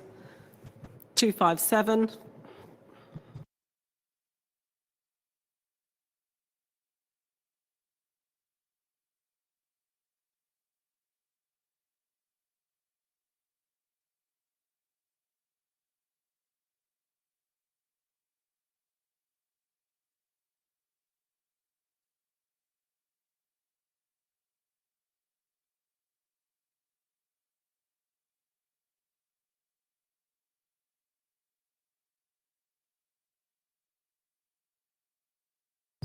That's carried. And 258.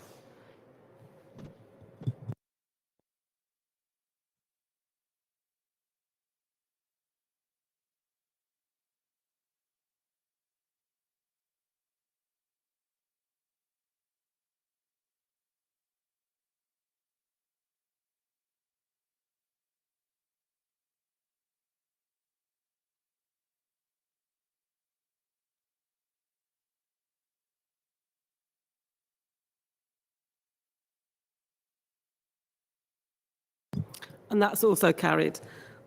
Congress, we now come to the last of our international motions, 259, 260 and Composite 12. Again, if anybody wishes to speak in opposition, please let us know via the chat. But I start by calling Raj to move motion 259. Thank you, Barbara. Thank you, President. Moving motion 259, solidarity with Indian farmers in the largest global protest. President, Congress. It has now been just over 6 months since farmers from across India rose in an epic and peaceful struggle against 3 farm laws rushed through in the parliament last year, authorized by the Modi government. As important as what they are fighting for is how they have chosen to fight. The display of solidarity and resolve have been global. We have seen farming unions here in the UK show their solidarity towards the farmers in India. The GMB, under the leadership of then Acting General Secretary Warren Kenney, were co-signatory to a statement support of the Indian farmers uprising led by War on Want. Why are we seeing ordinary people rise up in their thousands, many with 2 to 3 generations joining them on the resistance? They are responding to their ancestors' call to rise up and fight by whatever means necessary so their farming and their livelihoods remain with us and not in the hands of big corporations. The response by the Indian government to the resistance has been to crush the peaceful and democratic dissent by ignoring the protest in an attempt that they will get tired and go back. Despite some months through wind, rain, harsh winter, blaring sun, they have not. By blocking the free movement of the protester and by discrediting and criminalizing the protest as a violent, the only violence seen is that by the Indian government by putting up barricades, firing water cannons, beating with sticks. But none of this has worked, as farmers remain determined to resist with their struggle until the farm laws are withdrawn. No matter how long that will take. This is why we as a trade unionist must show international solidarity to the farmers and their supporters as long as it takes. This protest is one of mass courage, determination, resistance where there is no anger or hate, just a fight for their land, not to be taken away from them and handed over to big reparations. I move, please support. Thank you very much. Thank you, Raj. And seconder, Varsha, please. I'm Varsha Unadkat. Live now. I'm Varsha Unadkat, London Region, Wembley Branch. Congratulations, Gary, as a General Secretary. Second motion 259, solidarity with Indian farmer in the largest global protest, President Congress. In November 2020, the world saw one of the biggest global uprising of worker farmer in India, resisting attempt by the Indian government to take away their livelihood. We saw on social media farmer, their worker, trade union, those supporting the farmer plight, down tool and joint convoy of the tractor and other vehicles, some even on foot. on journey taking day or week to get to Delhi to show their resistance at the anti-farm laws. The Indian government reaction was to shut down all social media report of this historical resistance by the farmer. The violence at the hand of the Indian government, including 24-year-old Navdeep Kaur, a labor rights activist who was arrested, tortured, and sexually assaulted. Whilst in the police custody, she spent just over a month in a jail for just daring to show solidarity and to resist the anti-farm law. She is undoubtedly one of many who were subject to violence as abuse and at the hand of the state. As trade unionists, these are our issue to international. Solidarity is important to those on the front line so they know they are not alone at their voices and resistance to take away their livelihood are being heard by the international community. I second, please support. Thank you, Wembley branch. Thank you, London region, to support me. Thank you, Varsha. Well done. Can I ask Dean to move motion 2600, please? President, Congress, Dean Ismay, Wales and South West region, moving 260. I have seen first the effects the illegal blockade is having on the Cuban people from my visit with the Cuba Solidarity Campaign in 2019. The blockade legislation is extraterritorial and gives the USA powers to sanction businesses in third countries, including our own. Many have paid huge multi-million-dollar fines to the US Office of Foreign Assets Control that enforces this blockade. The blockade has cost the Cuban economy $933 billion since 1962. This has an impact on accessing everyday and vital supplies to the islands. This has been made worse under the global pandemic, and this has led to shortages in these areas. The Trump administration placed an additional 243 sanctions against Cuba and tightened the blockade more than ever before. The UK government, along with the EU and other European countries, has passed anti-dote legislation to protect British companies that want to trade with Cuba, but in practice this has never been implemented and companies prefer to pay the fines and continue trading with the United States. British companies live in fear of the US fines or sanctions.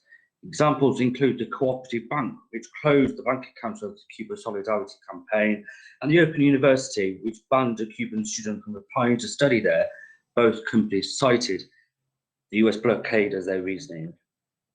Despite all of this, and during the pandemic, Cuba sent medical brigades to over 40 countries, and we should commend them for the work during this difficult time. In April 2020, when the British ship, the MS Brumoir, was stricken with COVID-19, the USA refused our ship's dock despite our special relationship, and instead the Cuban government gave them permission. Cuba has the right to self-determination, colleagues, just like everyone else. We should be respecting that right of self-determination and to allow the Cuban people to determine their own future, and the US should be respecting the decision by the Cuban people. Support this motion to show solidarity and work with the Cuban people at this time. Viva Cuba, mi movo, I move.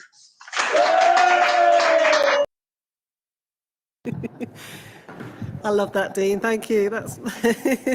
We've missed that clapping and cheering this week. Can I ask Paul to second, please? Thanks, Barbara.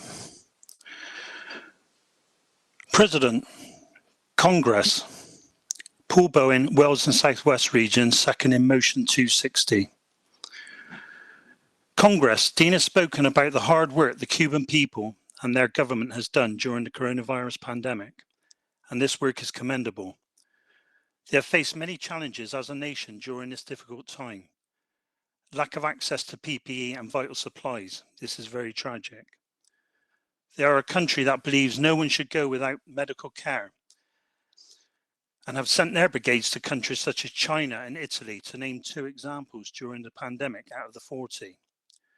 They pride themselves on putting humans first. They did this with the Chernobyl accident, by offering those devastated by the nuclear reactor exploding free healthcare for life. It's a shame that British companies live in fear of this illegal blockade, and how instead of trading with Cuba would rather pay the fines of the US or not trade with them at all because of the fear of losing access to the US markets. We've stood proud with Cuba over the years. We've helped secure Cuban nationals the ability to stay in Hilton hotels in the United Kingdom during 2007, despite the change citing the blockade and contravening US law. We should always work with companies on a case-by-case basis and work with the Cuba Solidarity Campaign to help build those trading links. As Dean has rightly said, it's about being human. They should be treated the same as everyone else, and we should respect their right to self-determination. Please stand with Cuba in solidarity. I second. Thank you, Paul. Can I call on Sarah to move Composite 12, please? President, Congress, Sarah Young, Yorkshire and North Derbyshire region, moving Composite 12, the NHS future trade deals in the USA. When I wrote our part of this motion, included in this composite, it was with the worrying thought that Trump would get a second term in office and what he had said in a 2019 speech, that any trade deal with the UK and US would include the NHS, which was quickly retracted in the days after, following a backlash. Trump is now hopefully assigned to the history books, but our NHS is still under threat from trade deals. The threat has not gone away from US pharmaceutical companies and open it up to the EU competition laws. No one can trust this Tory government with our NHS. Boris and Matt Hancock are treating our NHS as jobs for the boys, with contracts worth millions throughout the pandemic to private providers, including Tory donors. PPE contracts have been a disgrace with out-of-date equipment, with a new date stuck over the original use-by date, and even these sometimes were out of date themselves. Flimsy plastic aprons with other items not fit for purpose. Track and trace, again worth millions. That just doesn't work, with phone calls that seem to harass rather than help COVID victims. If anyone questions Hancock, it just looks like a rabbit caught in headlights and doesn't answer. They cannot be trusted with our NHS. I don't trust anything they say. They certainly show that they don't need to be held accountable for their actions. Our NHS should not be open to privatisation in any shape or form and should not be on the table in any trade deals in a post-Brexit UK. The greed of US pharmaceutical companies could lead to the USA model of insurance-based private healthcare, which means that people pay for healthcare or they can't afford to access healthcare because they have no money or their insurance runs out. Our NHS is the envy of the world, free at the point of care from cradle to the grave, paid for by national insurance contributions that ensures everyone gets treatment regardless of their situation. This is something we must stand strong together to protect from such threats. We call on Congress to reject any free trade deals that offers our NHS to private companies who will profit millions from healthcare, and that the CEC demand the NHS be excluded from any future trade deals. We also call on Congress to reinstate our NHS as a national target in order to protect it in the best and strongest manner. We must also work to abolish the Health and Social Care Act 2012 to prevent profiteering through this self-privatisation of our NHS. Through this speech, I have said our NHS many times. This is because it is our NHS, paid for by us, and it must always remain that way. I move. Thank you, Sarah. And Keith to second, please.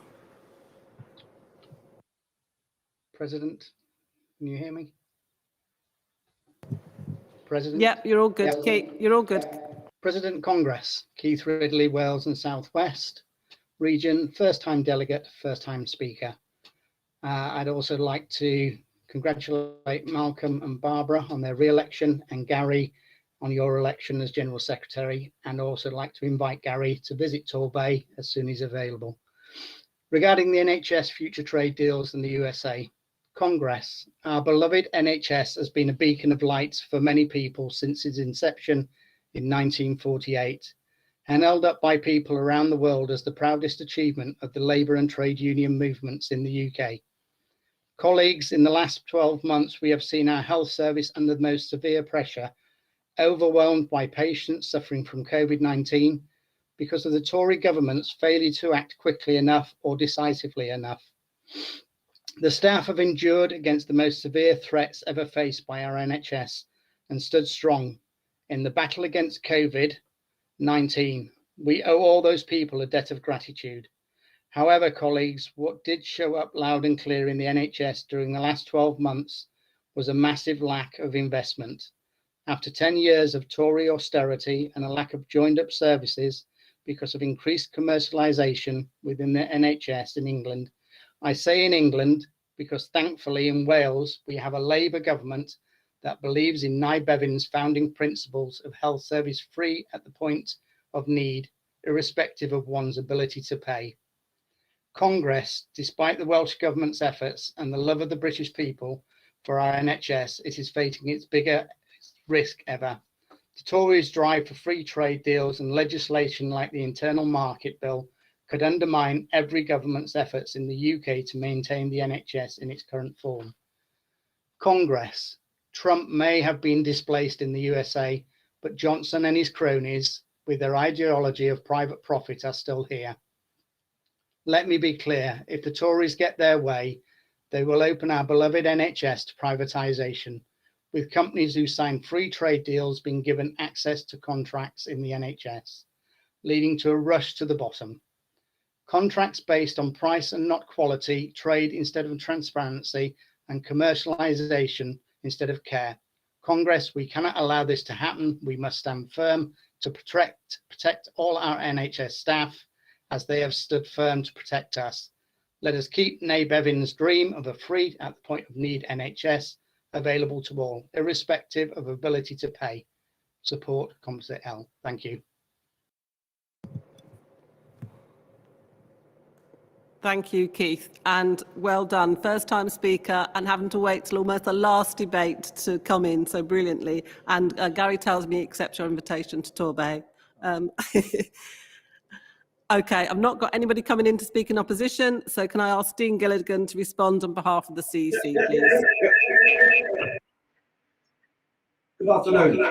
Before I start, can I congratulate Barbara Malcolm on being re-elected as President and Vice President. Can I congratulate Gary Smith, General Secretary and Treasurer? Can I thank Warren Kenny for the work that he did in covering? And can I also thank Tony Ward that covered our region? I'm feeling positive, folks. Thank you. President Congress, Dean Gilligan speaking on behalf of the CEC on motions 259, 260 and Composite 12. Motion 259 asks the Union to continue its solidarity with farmers in India fighting for a just future. The CEC is supporting this motion with a qualification that any external organisations which the Union is asked to work with who are not already existing partners would need to be subject to consideration to ensure they are in line with the aims and values of the GMB. Also, any forms of support requested which are of a financial nature would also need to be subject to consideration by the CEC Finance and General Purpose Committee. Motion 260 calls for the Union to take a number of actions as part of its commitment to standing in solidarity with the Cuban people against a illegal US blockade on Cuba. As a result, the CEC is supporting this motion, but does so with 4 qualifications. Firstly, the motion asks GMB regions and members to affiliate to the Cuba Solidarity Campaign. The CEC's qualification is that GMB's existing policy specifically urges branches to affiliate to the campaign. Whether individual members or regions also wish to affiliate is a decision that is solely for them to make. Secondly, The motion asks the union to take part in several initiatives. The CEC's qualification is that these initiatives would need to be further considered with advice from the Cuba Solidarity Campaign. They would also need to be considered by the Finance and General Purpose Committee if they require financial cost to the union. Thirdly, the motion asks for the union to call on the UK government to take action against UK-based companies who comply with the blockade on Cuba. The CEC's qualification is that while GMB fully opposes the blockade, any action it can take in this regard will need to be further considered, keeping in mind how our members could potentially be affected. The motion lastly calls for the union to support sending members on brigades to Cuba. The CEC's qualification is that, as agreed by Congress 2019, any proposal to nationally organise and sponsor sending members to Cuba would need to be considered by the CEC Political, European and International Committee and Finance and General Purpose Committee. Composite 12 rightly makes clear that our NHS, our National Health Service, should not be on the table of any future trade deals. It also calls for Congress to reinstate the NHS as a national target. The CEC is supporting this composite with the qualification that Congress will not be able to decide on whether to set the NHS as a national target for union organising. As such, decisions are made by agreement from regions through the national organising team. Therefore, you're not cutting me off, are you? I'm finished. Therefore, the CEC is asking for motion 259 and motion 260 to be carried with the qualifications set out, and for composite 12 to be carried with the qualifications set out. I thank you. And thank you, Dean. So London Region have accepted the qualification, and Southwest, Wales and Southwest have accepted the qualification. So we're just waiting for Yorkshire, North Derbyshire, and they have. So, okay, thank you very much, regions. We can go to the vote. 259.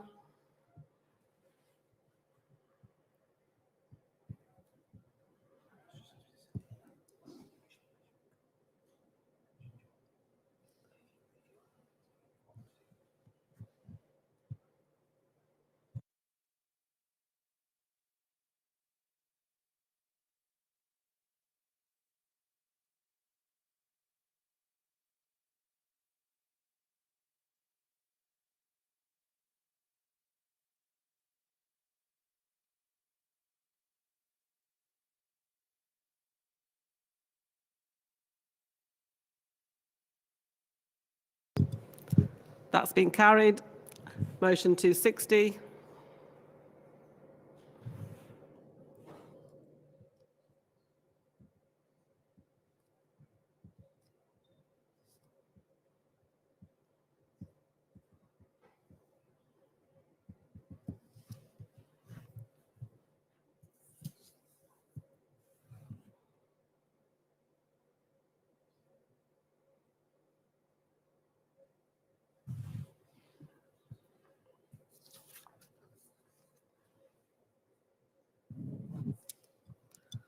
That's carried. And finally, composite 12.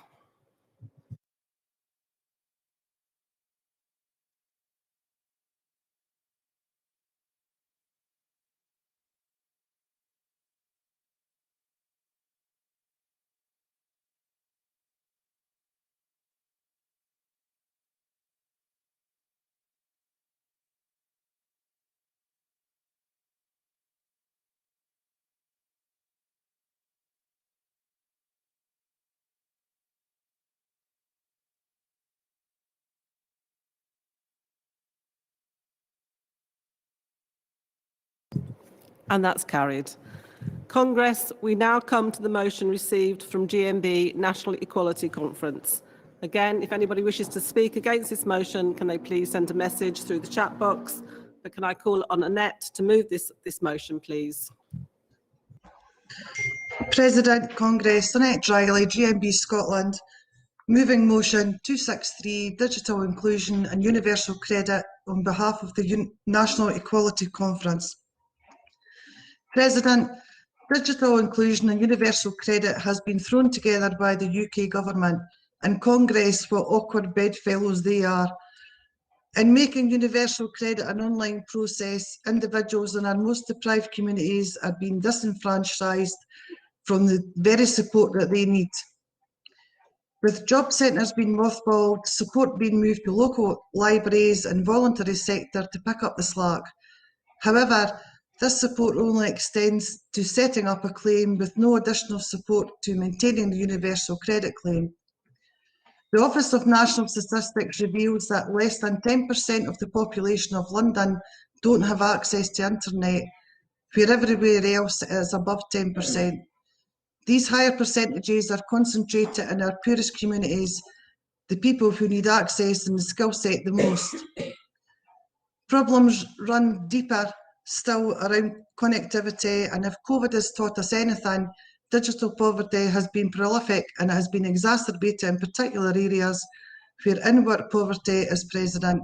Poor or lack of education has led to increasing IT illiteracy levels, and finally access, particularly in rural areas where many are still on dial-up and have no broadband provision.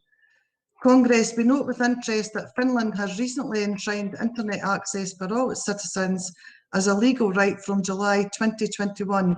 Perhaps this is a lead to follow? We believe that internet access and education on its use should be a legal right in this country, in particular that we lobby the government for 360 wraparound support for universal credit claimants, from initiating a claim with continued support for maintaining their claims going forward. We ask that the government provides an assessment for individuals for computer literacy as part of this process. Congress, I move. Thank you, Annette. And GMB Scotland have agreed to formally second this motion. So can I call on Fiona to respond on behalf of the CEC, please? Thank you. Good afternoon, President and Congress. Fiona Heenan speaking on behalf of the CEC on the National Equality Conference motion 263, digital inclusion and universal credit. The CEC is supporting this motion with qualification. GMB has long argued that public services must be fully available without detriment to people who do not and cannot access services online. This motion highlights an important issue in relation to the administration of universal credit and the removal of the support infrastructure. Our qualification is that Parliament would not normally carry out an equality impact assessment, and that it may be better to also call upon governments to produce and publish an EIA alongside lobbying through the relevant parliamentary committees. Therefore, Congress, please support this motion with the qualification which I have laid out. Thank you. Thank you, Fiona. And can I just say well done to CEC members who are first-time delegates to Congress, CEC members and first-time speakers, some of them. So thank you. Scotland have accepted the qualification. Annette accepted the qualification on behalf of the National Equality Conference. So can I move to the vote, please?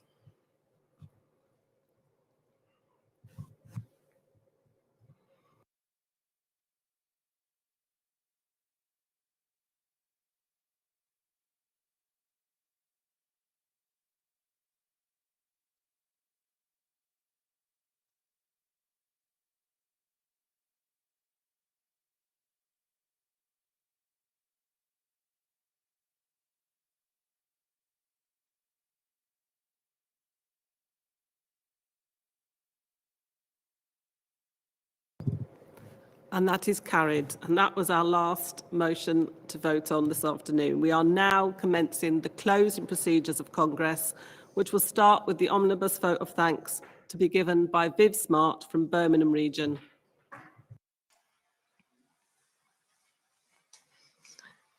President Congress. President Congress. Viv Smart, Birmingham West Midlands region. Very pleased to be giving the vote of thanks on behalf of the CEC in our region.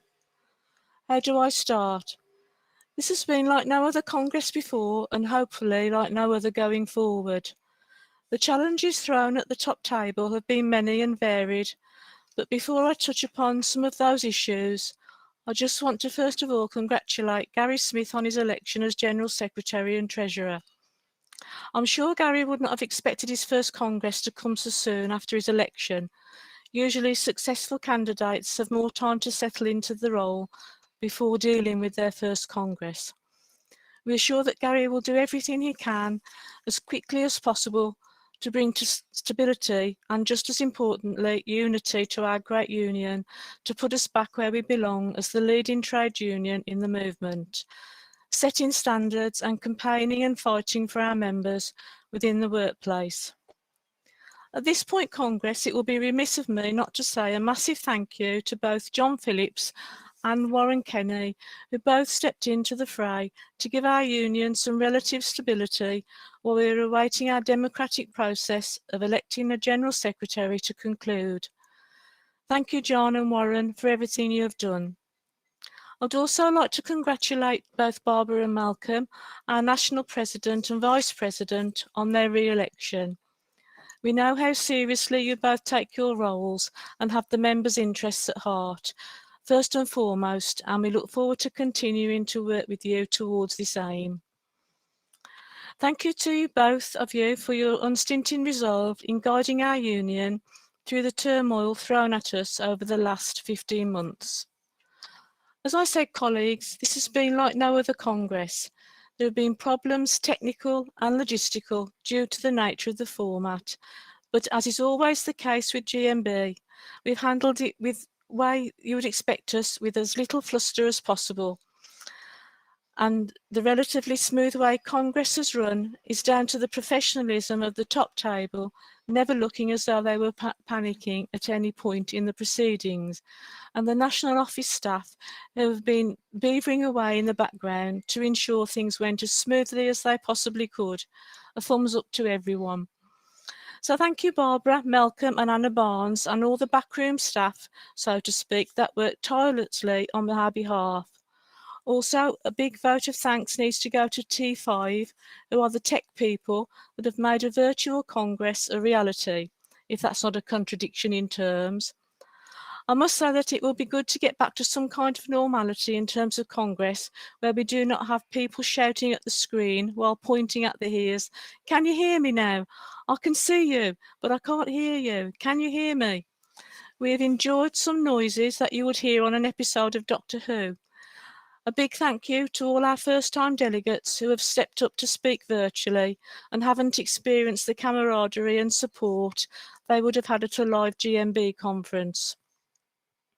We've heard from Keir Starmer, the leader of our Labour Party, his vision of what we need to do to regain power within the country so that our members and society as a whole have a future they can look forward to with hope and optimism rather than the despair and pessimism we are suffering under this Conservative government. Maybe he will be able to sort out the Wi-Fi in Parliament too. We had a moving speech from Deborah Goodman, Will Thorne's great-great-granddaughter, to remind us of the struggles that Will Thorne endured, which is a reminder of where our great union came from and why we do what we do.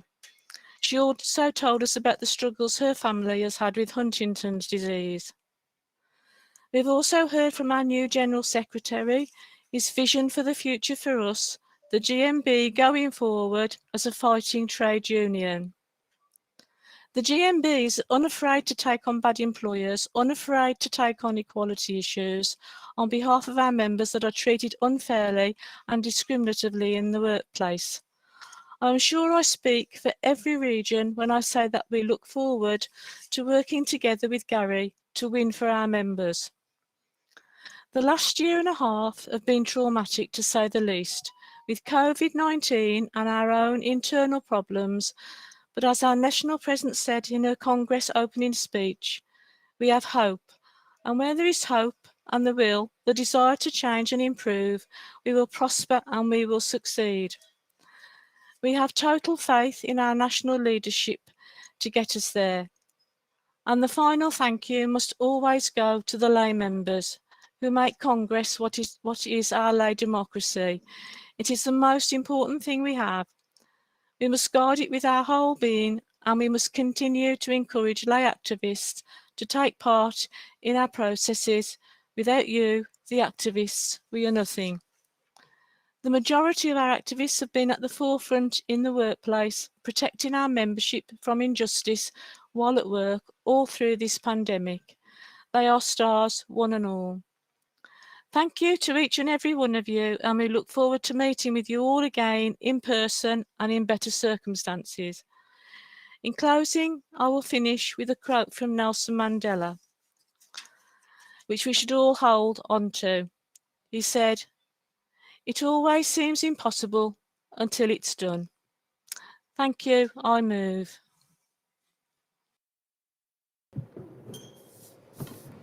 Thank you, Viv. And now it takes us call on the General Secretary, Gary Smith, to speak to Congress. Thank you very much, President. Thank you for officiating over the last few days with Malcolm and doing such a fantastic job at our first digital conference.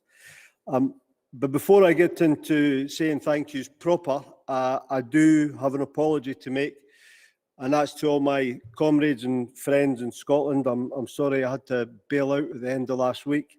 I'm sure you'll understand the circumstances. You've always been challenging, but so supportive and loyal. And together we've done some fantastic things, and we will continue to do great things together in this union, no doubt. And I look forward to seeing you all when I get back up the road. Maybe we can get a wee sherry on Friday when I'm home.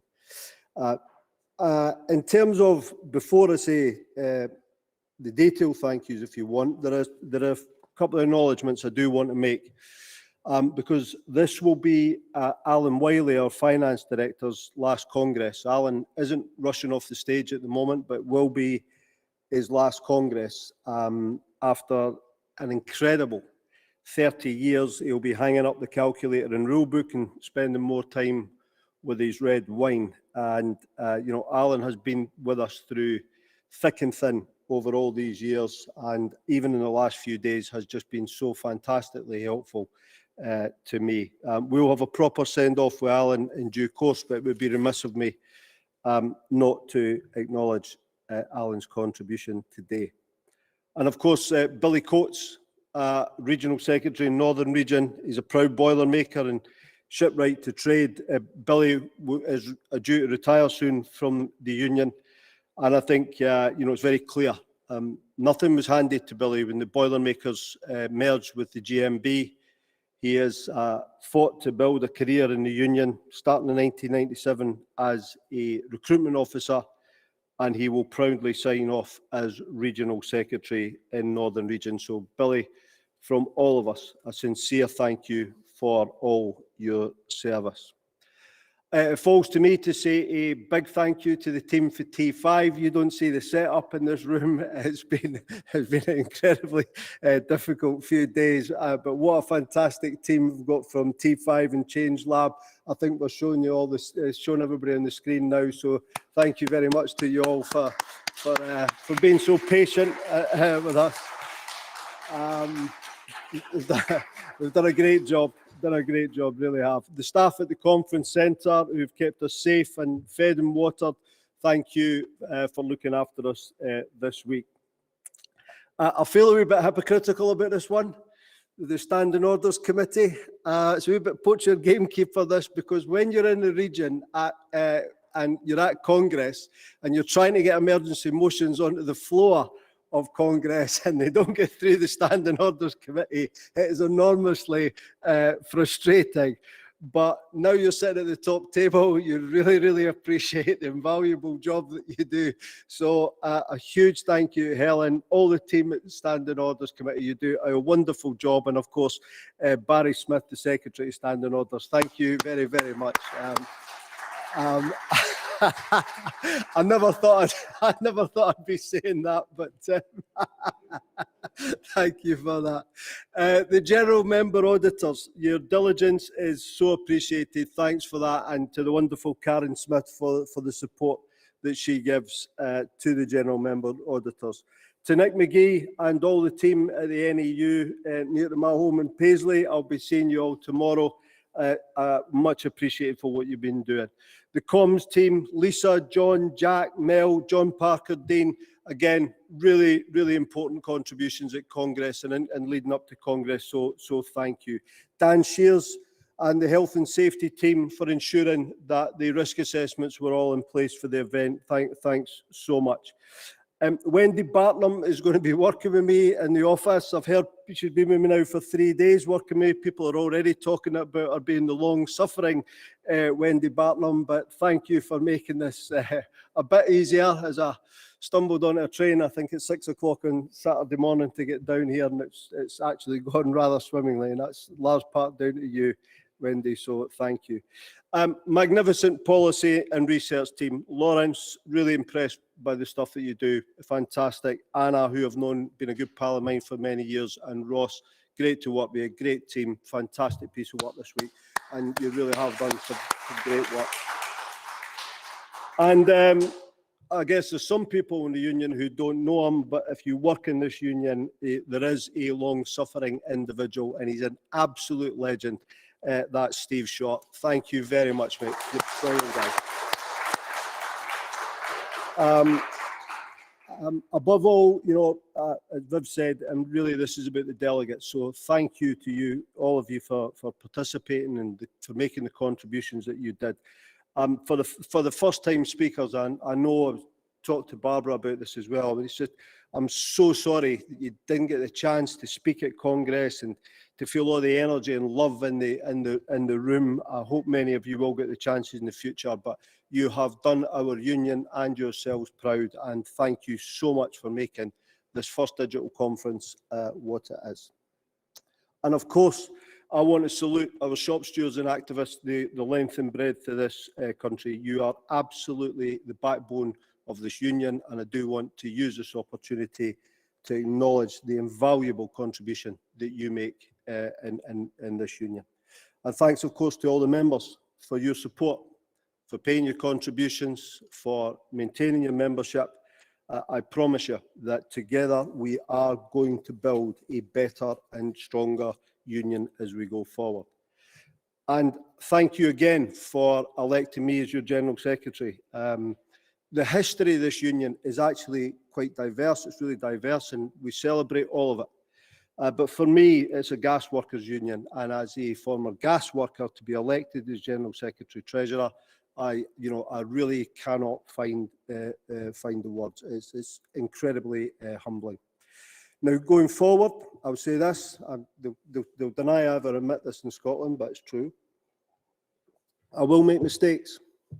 And I'm going to need your help. I'm going to need your support as we turn things round in the union. But I would say this to you, my intentions will always be positive. I care passionately about this union. I care passionately about our membership.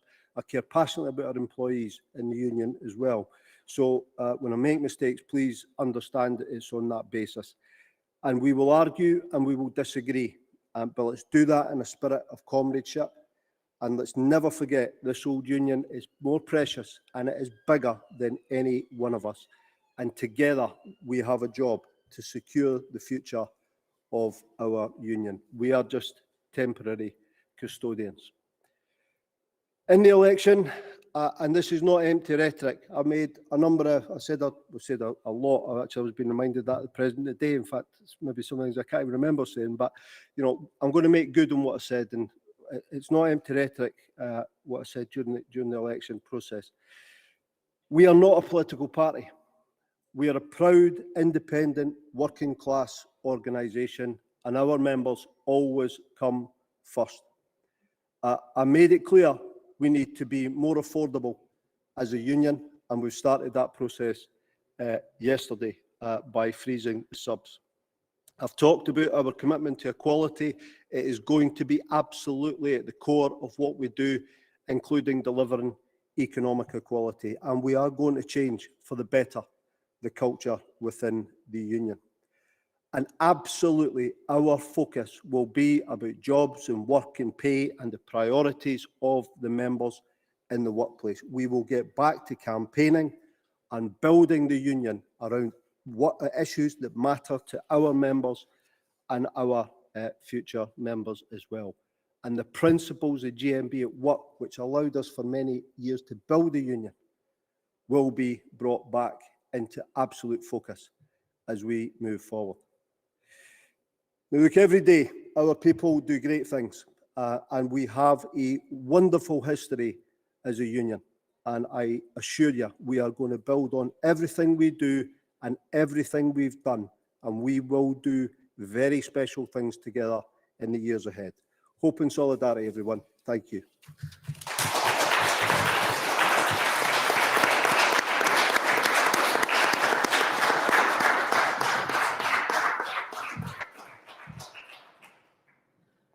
Now, as traditionally, we will formally close Congress with the singing of the red flag.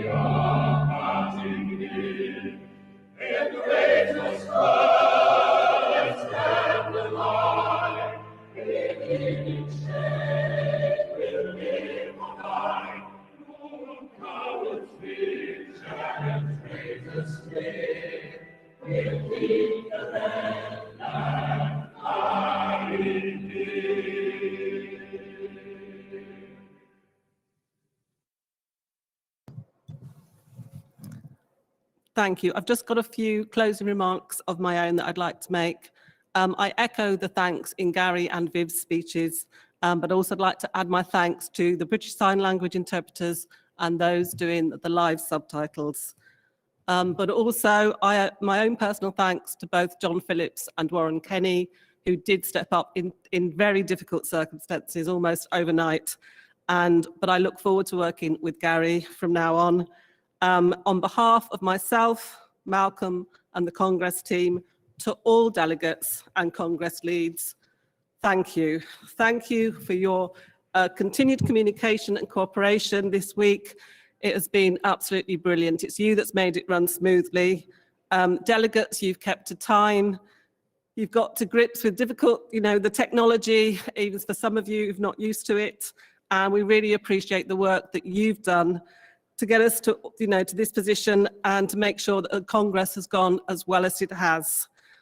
We hope that it's been a good week for you, or no, a good few days. It feels like a week, it's only been a few days. We hope that it's been a good few days for all of you too. I'm proud to be your president. Be proud of yourselves too. Stay safe. Fingers crossed, see you in Harrogate. And Dean, no, it's not near the seaside. Hope and solidarity. Take care.